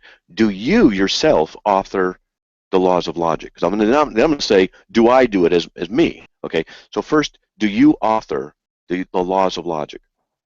No. Okay. Do I author them? No. No. Okay.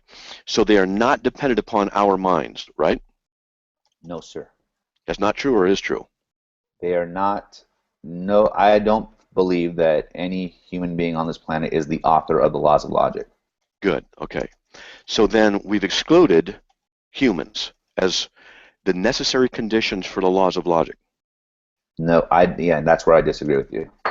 You said they're not dependent upon any human minds. They are dependent in regards to realizing them, or the I didn't say about realizing. We're talking about their existence. They're abstractions, and you said they're universal. You said they're universally true. They are also abstractions. You said abstractions require a mind. Okay. And I asked you if they are on human minds, and you said no. If they require a mind and not human minds, then it's another mind. This is logically necessary. So then what are the laws of logic without any minds? Okay, hold on. I'm going with what you've said. I know, sir. I'm asking you, what are the laws of logic without any minds? There aren't any laws of logic without any minds.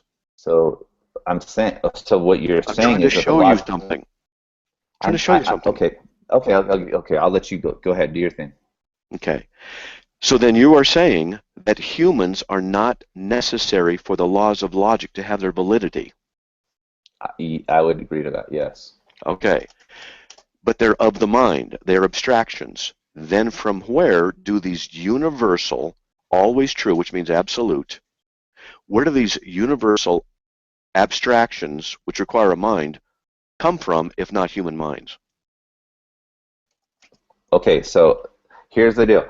When you say where do they come from, I'm not saying that the laws of logic come from anything. The laws of logic are realized from they are realized and processed through the mind. This is why I would say that in a small way they are contingent on the mind, because without the minds realizing them, they might as well be nothing. The truth value is basically valueless if there are no minds on this planet. The idea that there needs to be a mind to author these laws of logic is what is questioning me. Why do you feel like the laws of logic need to be created by a mind just because they need a mind to process them? I never said they were created. Well, okay, so then maybe there's confusion here, because here's what I'm going to say. I believe that you are insinuating, and I'm not trying to be insulting here, that God is responsible for these laws of logic, right? Yes. And I'm saying, why are the laws of logic, why do you feel that do you need a mastermind, we'll call them, or a God, to create these laws of logic? I didn't say they were created. Okay, well then, how did they You're not come letting me to be? finish and go through it. Okay. Oh, sorry. I thought when you were done talking, that's what it meant. So I asked you a question. You see, you've agreed that abstractions require a mind. They require a mind. You said that the laws of logic are abstractions.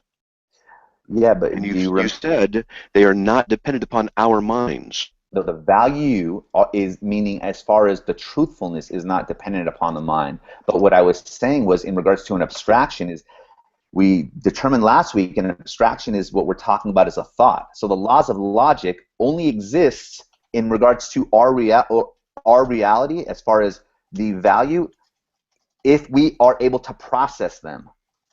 I'm saying from this point, the abstraction I'm speaking of, these thoughts, is the process.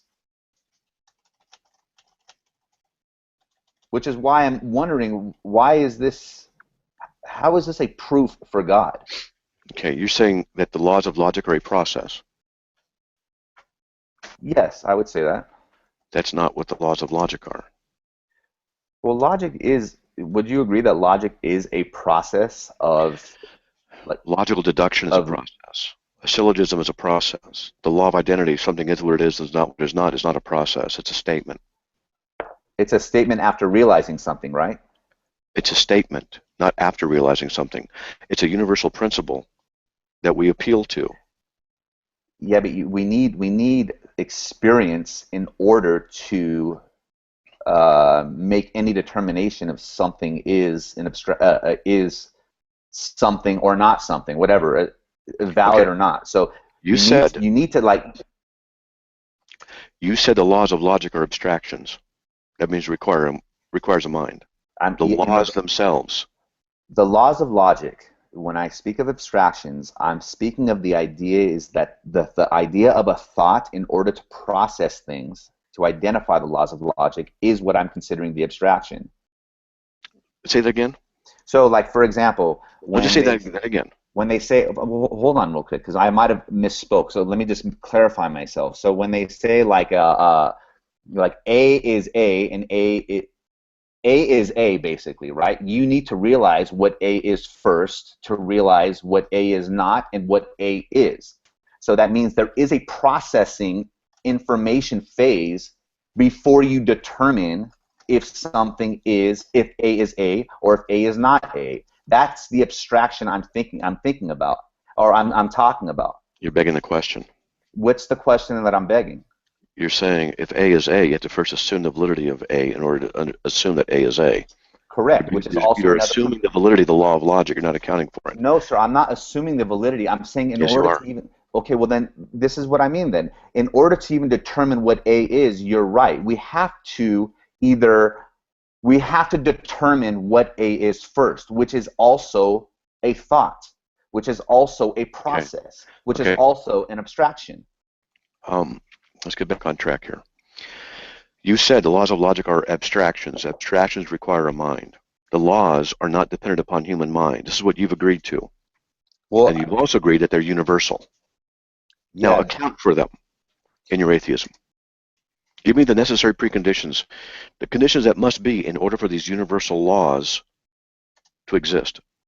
Okay, well, let's put it this way. When you say account for them, yeah, are you basically asking me to explain how they got here or why they're here? No, I want you to explain logically from your atheistic position how the laws of logic have their universal absolute truth values that are not dependent upon human minds and yet require a mind because they're abstractions.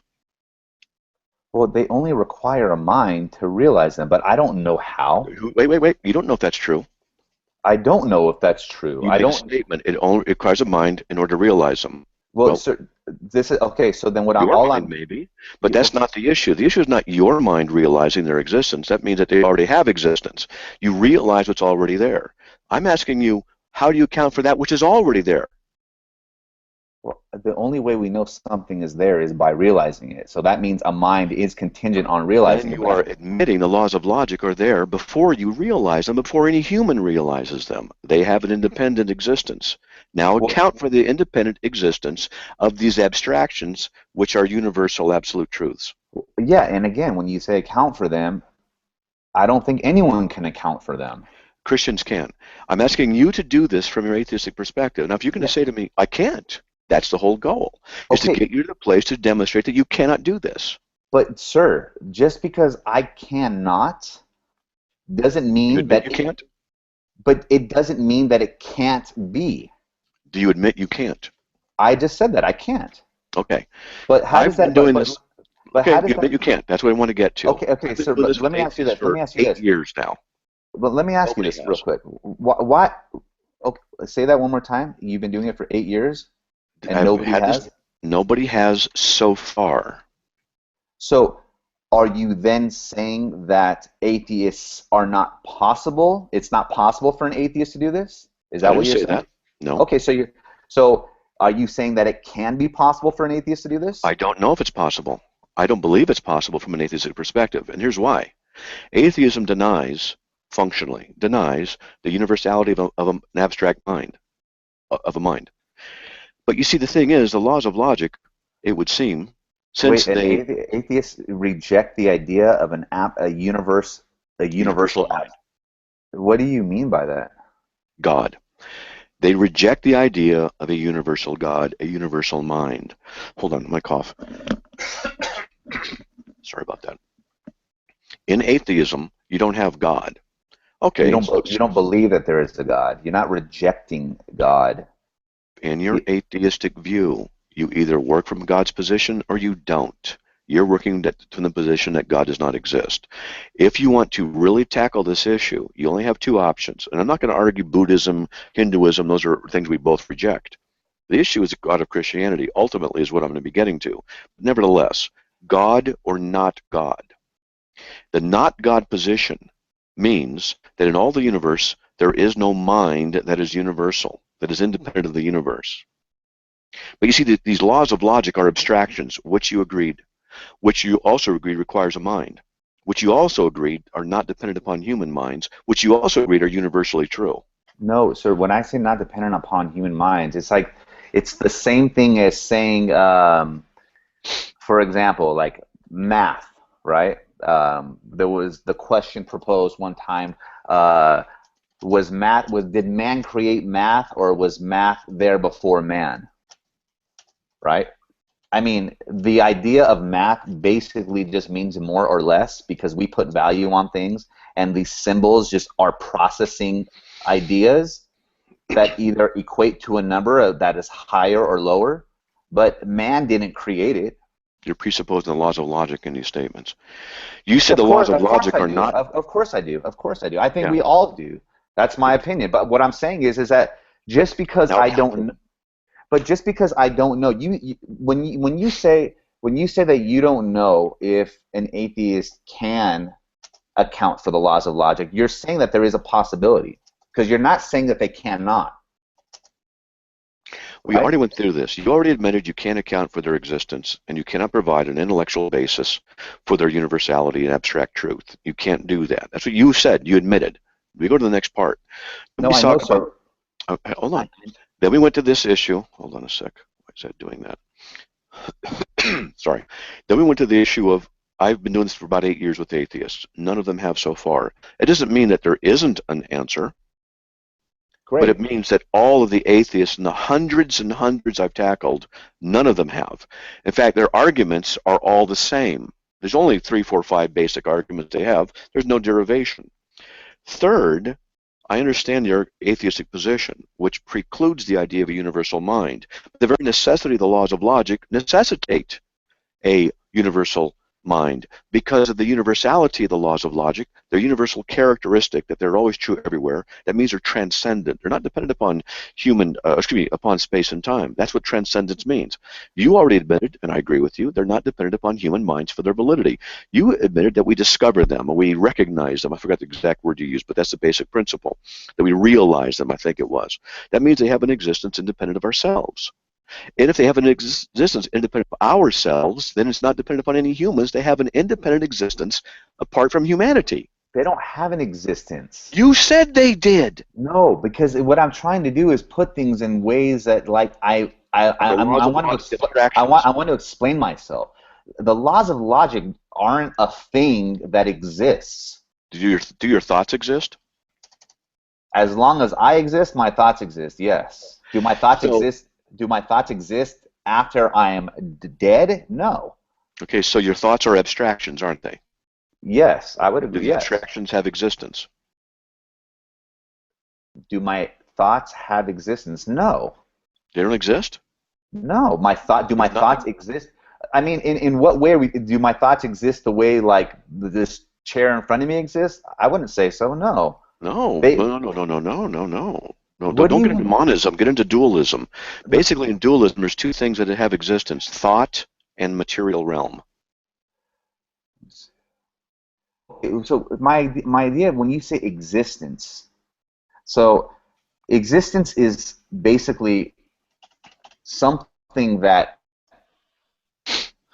actually, let me try to put this together. Your thought exists. Let me think here. You experience your thinking. It's a process that occurs in your mind. They have existence. The laws of logic do not exist, though. It's not something. How do you know? It's not something to exist. You already admitted that they are always true, irregardless of a mind to know that a human mind.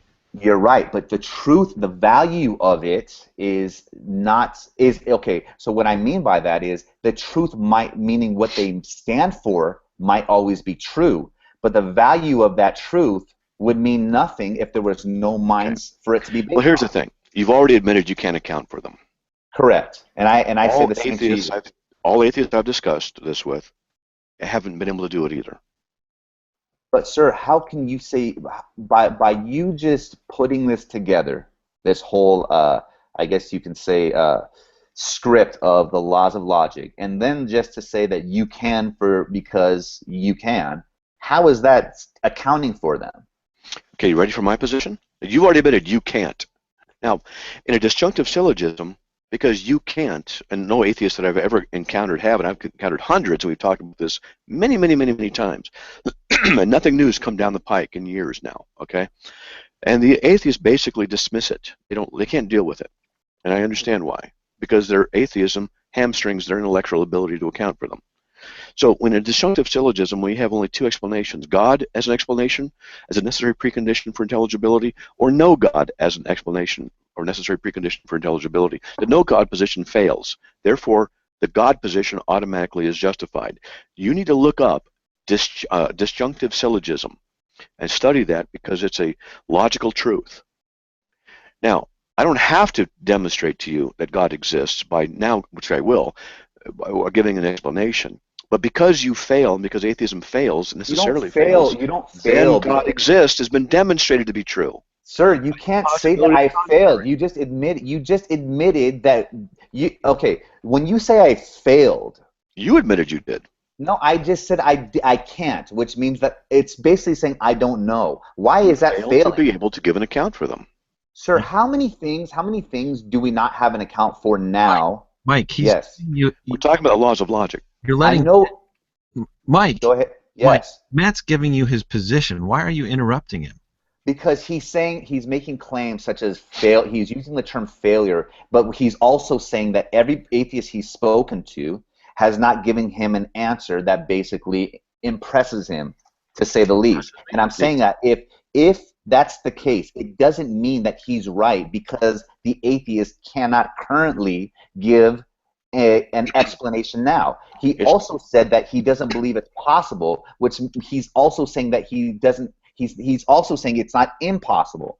If it's not impossible for you, because you're saying that you believe that God absolutely exists, right? So you're very sure that God absolutely exists. So we have an understanding that you do have an absolute towards some things. But when you're saying that an atheist, you don't believe it's possible, you're not saying that in an absolute sense, unless, are you? Yes, I am. So just to clarify, Matt, you're saying that you believe that it is impossible for an atheist to what did you say? Provide the necessary preconditions for the laws of logic. Yes, I believe it's impossible. You believe it's impossible for this. So basically, it's this disjunctive syllogism is pointless, because you are well. Let me give me a second here, because you already have determined God exists. Then what you're doing is you're using the laws of logic to confirm what you believe, right? And the other chant, because of their disbelief in a God, because they're not convinced, doesn't even have a choice. You see, because atheism is them making a claim that God doesn't exist. Although you're saying that they don't live by this idea that God exists, they don't accept the evidence. So they don't even count, basically, because they are so far not convinced by what you are convinced by. People believe in the theory of evolution because they assume a theory is a possibility and it fits the evidence, then they believe the theory. So if I assume God exists and it fits the evidence, then the theory of God's existence is verified. If I can assume God exists and it accounts for everything I need to account for, then no problem. But if you're an atheist and I ask you difficult questions, this is just in the issue of rationality. We haven't even got into the one of morality. We haven't got into the one yet tonight of our existence. If you want to deal with these things, you are not able to posit and give an intellectually justifiable condition that would account for the universal abstractions we know as the laws of logic. And you, this is the thing, I keep saying this to you, the universally true abstractions, they are mind. They're of the mind. They require a mind. They're universally true. Yes, they do. You admitted they do. Because they're abstractions. Abstractions require a mind. Look. You said the laws of logic were abstractions. You said abstractions require a mind. If A equals B and B equals C, then A equals C. The law of proper inference. So the laws of logic exist. They require a mind. They only require a mind to realize them, that they do. It's realizing that which is already there. when you say there, they're not a thing to be there. It's not like that. Thing to be there. I said they are universally true abstractions that are transcendent. Okay. They're not dependent upon human minds, which you admitted. Yet they are of the mind. They are, by definition, their nature, essence, ontology is abstraction. But yet they're universally true. The implication is a universal mind. I don't get how this. Wow, this is. I can even hear from the passion of your voice. Why is this? How is this so convincing to you that something outside that you're calling God exists? I really don't get it. To answer the question, the atheists I've spoken to are not able to provide, and as the law of we find in the disjunctive syllogism, because the no God position fails, the God positions. The implication is the God position is true. No, because what you're doing. That's correct. Okay. Well, sir, what you're doing is you're assuming that there can't be an answer other than what you're saying. When you have only two options to account for something, I understand what you're saying by that. Negated, the other is necessarily validated as being true. But the question is the laws of logic, this idea of it coming from this superior mind or the nature of God or whatever, that's where you're getting this from. If I ask you this question, these laws of logic... I get what you're doing. You realize the difficulty from your position. Now you're trying to attack mine, but now what you're doing is being illogical. You're being illogical because now you're trying to refute both sides. No, I'm not. No, I'm not. Yeah, you are. You can't give it from your position, which means it's a defeat. Listen, you can't do it from your perspective. Now you want to attack the other perspective. Listen to me. It's illogical. Okay, let me explain my... You can't know. No. Don't speak for me. I'll speak for... Arguing that you can't know anything. Your skepticism is just... No, I didn't say you can't know anything. Why don't you let me say something? Listen, this is... When I heard this argument, okay, when I heard you speak of this, it was something that was really fascinating to me because my limited words, it currently is not allowing me to express myself, and I'm going to agree, it is somewhat frustrating. It's somewhat frustrating. This is why I even called back. I'm not acting as if nothing exists or no one can't know anything. I'm not saying that at all. You have a certain amount of confidence in this argument that it validates what you believe. And my question to you,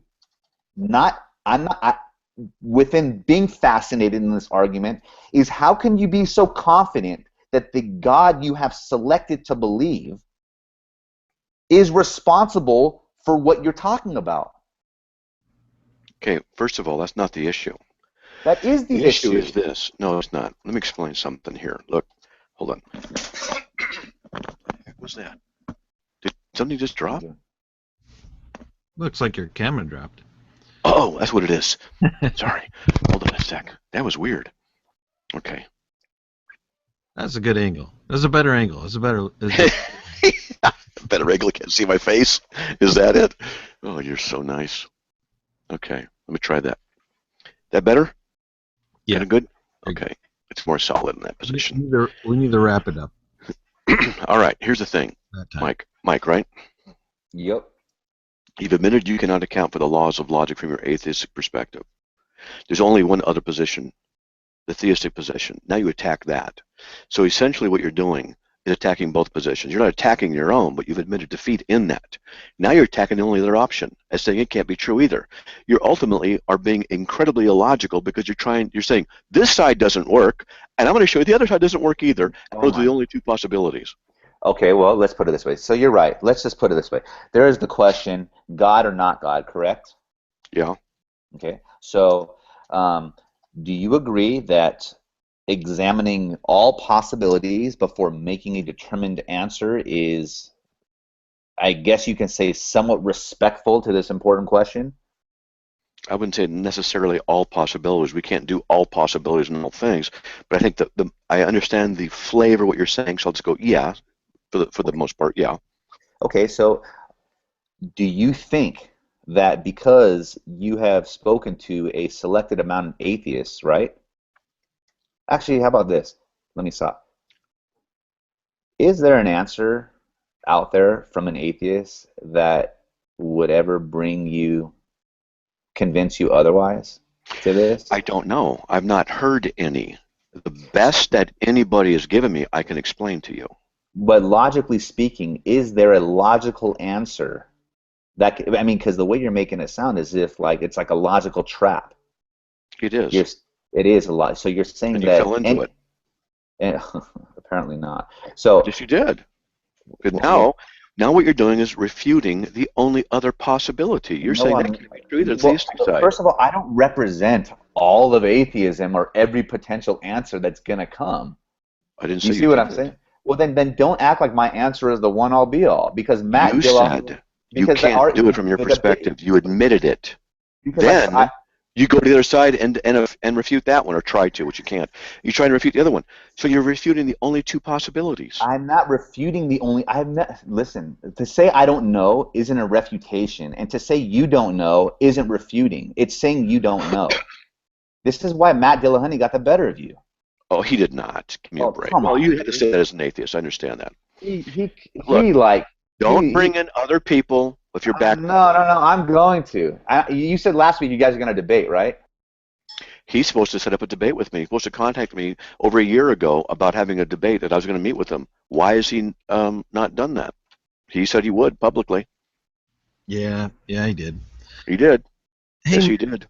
We have it on. We have it on film, whatever. Yeah. Matt Yester has been added to the conversation. You've been listening to this. What happened to Mike? He had to go. Oh, okay. Done with him. Well, let me summarize it. Is it okay? Can I summarize really fast? Sure. My notes here. He said logic is a process. The laws of logic are abstractions. He admitted that the laws are universally true, that abstractions require a mind. The laws of logic, he also admitted, are not dependent upon our minds or human minds. So, with all this in place, then I asked him, how do you account for the universally true abstractions from your atheistic perspective? He admitted, we're cutting to the chase here, he admitted he could not. We then got into the issue of the logical statement. Oh, this is something that's important because he may want to try and capture something in this. I said the logical statement is that just because the atheists I've talked to haven't given an answer doesn't mean there isn't a competent answer out there. Logically, that's true. However, that's different from saying that the arguments that I've heard have not worked. That's different than saying, from the atheistic perspective, I do not believe that they're capable of giving an answer, and then I would assert why. He's actually given us the same reason. The laws of logic are abstractions. They're universally true. Abstractions require a mind, but not human minds. Well, if that's the case, they require a mind, and they're universally true, then where do they come from? How do you account for them? And he said he could not. This is why I believe it's impossible for an atheist to do this, because they tie themselves up into a corner. This is what's really interesting is because in disjunctive syllogism, when you have only two possibilities, for example, God, not God, and one is negated, the other must be validated. But when he essentially is negating his own position by saying, I can't do it, then he must conclude logically that the other side has more merit than his own, and that he should consider it seriously. Instead of doing that, when he admits his own defeat and his own failure, what he does is he goes attacks the other side as well, which is essentially a large contradiction. He's attacking the only two he's not attacking both. One is admitted defeat, and then he attacks the only other option. But his attack is not a valid attack. I can give answers to his objections in the attack, but he cannot answer my objections to my attack on his. Well, so he's contradicting himself, and he doesn't know. He did give a response to the conclusion that you brought him to. He started to refute himself. He said they are contingent on minds. Logic is a process. And then he said that his thoughts don't exist. And then you let him off the hook on that one as well. Yeah, it's a whole other topic because it's 8 o'clock my time, 10 years. Thoughts don't exist. Of course they exist. Then we get into property dualism, substance dualism, we get into more complicated things. He's an intelligent guy, but because he's an atheist, his intellectual hamstrings are just sliced. He's not able to run very fast and very far in this argument. And I decided to boot him for a couple of reasons. One, we're about ready to wrap up, and he wanted to change the conversation, talk about your engagement with Matt Dillahunty, and you have nothing, but I would encourage everybody to go watch the video. It's on my channel. It's not edited in any way. 80,000 people have watched it, and the fact of the matter is that Mike, who you just engaged with, knows that God exists, and what he really needs to hear is what I say in the beginning of that Matt Dillahunty video, and that's the gospel of Jesus Christ. He needs to repent. He knows that he's a sinner. He knows that he does bad things, and which make no sense from an atheist perspective, because there can be no right or wrong, and he needs to repent and trust Christ to be a savior, but he's not at that point where he's going to even listen to the gospel. But no, I wanted Matt Yester, he's been listening to the whole interaction, and I wanted to get his comments here as we wrap up. Yeah, I came in about maybe a quarter into it before they started getting into it, and yeah, he got into a real philosophical bottleneck there, and I thought it was kind of disingenuous of him when you guys were trying to explain things to him, and he was assuming they were like red herrings, whatever, getting off topic, and then what does he do like right towards the end is go off in the red herrings, you know? Yeah. But yeah, he seemed to keep flying back to like physical monism and stuff when he suited it. Yeah. When it suited himself to go back to like physical monism. Oh, what do you mean they exist? Like this chair? It's like, no. Different ontology, really. So I can get you guys verbal. You guys know who Glenn Kelly is? No, sir. He's got a Bible thumping wingnut shirt on. Oh yeah, I know who he is. Yeah, he's standing right behind me now. I don't know who he is. See if I can get the Hi, Matt Kelly. Let's see if I can get the sound to come through the speakers. Hold on one sec. Try to give you. Yeah. Matt never looked in. It looked better. Okay, let's see. Real tech. Let's see. Say something. Yes. 1, 2, 3. Oh, hold on a sec. Let me try something else. See if it works. You can just tell him what I'm saying. Okay, hold on. Okay, now say something. Something. Matt Kelly. Come on. Oh, this is not good. Everything points to the right thing being working here. Technology, that's a webcam. Transmit right there. And Realtek output right there. That's it. While you are trying to figure that out, Yeah, it's supposed to be these speakers. The question that is asked from the chat. We hear you now. Good. Okay, the question that's asked from the inside the Hangout for Matt or for Mike, who said that Matt Dillahunty destroyed Matt Slick. How does Matt Dillahunty destroy Matt Slick by not taking a position on anything? Which is what Matt Dillahunty did. That's exactly right. What Matt Dillahunty's procedure is to not have any commitment to any position and just ask people questions and make a statement, then he attacks or validate. That's all he does. Right, and with that level of skepticism, you can't validate anything. Dillahunty dodge. Well, with that level of skepticism, that's why when he debated Seitan Bruggencate, he had to repeatedly ask, "What do you mean by no?" Well, no, I don't know anything, but I have a belief. Yeah, he's just playing. So anyway, he said that he would debate me, right? You heard it, right? Yes. Right? He'd have someone call me and contact me. We'd set it up, right? Yes. Haven't heard anything. Maybe I should clip that out and give that to you. Make a video. And what's Matt Dillahunty afraid of? Well, he's making $3,700 per YouTube video now, Matt. $3,700. How do you do that? I wish I could do that. Well, there's a fundraising program he's plugged into, and he gets fellow atheists to support him per video. $3,700, making 2 or 3 a month, plus speaking engagements. He's doing rather well. Atheism pays, Matt Slick. Atheism pays a lot. And in the end, yeah. All right. I'm reading comments here, but we need to wrap up. It's 10 p.m. We're going to continue on Mixler. That is if Matt Slick, Matt Yester, and or Rocco can chooses to continue monitor the conversation. So we're going to continue. There's 10 people in here. Okay. So we're going to continue on Mixler, but the YouTube feed is going to end. I will, if you want the link to listen, go to BibleThumpingWingnut.com and just click on the Mixler link. All right, that's how you hear the discussion. BibleThumpingWingnut.com, on the main page, you click on the Mixler link because there are no comments in this video. I can't post it there. So until next week, everybody take care, and may God bless each and every one of you. You too.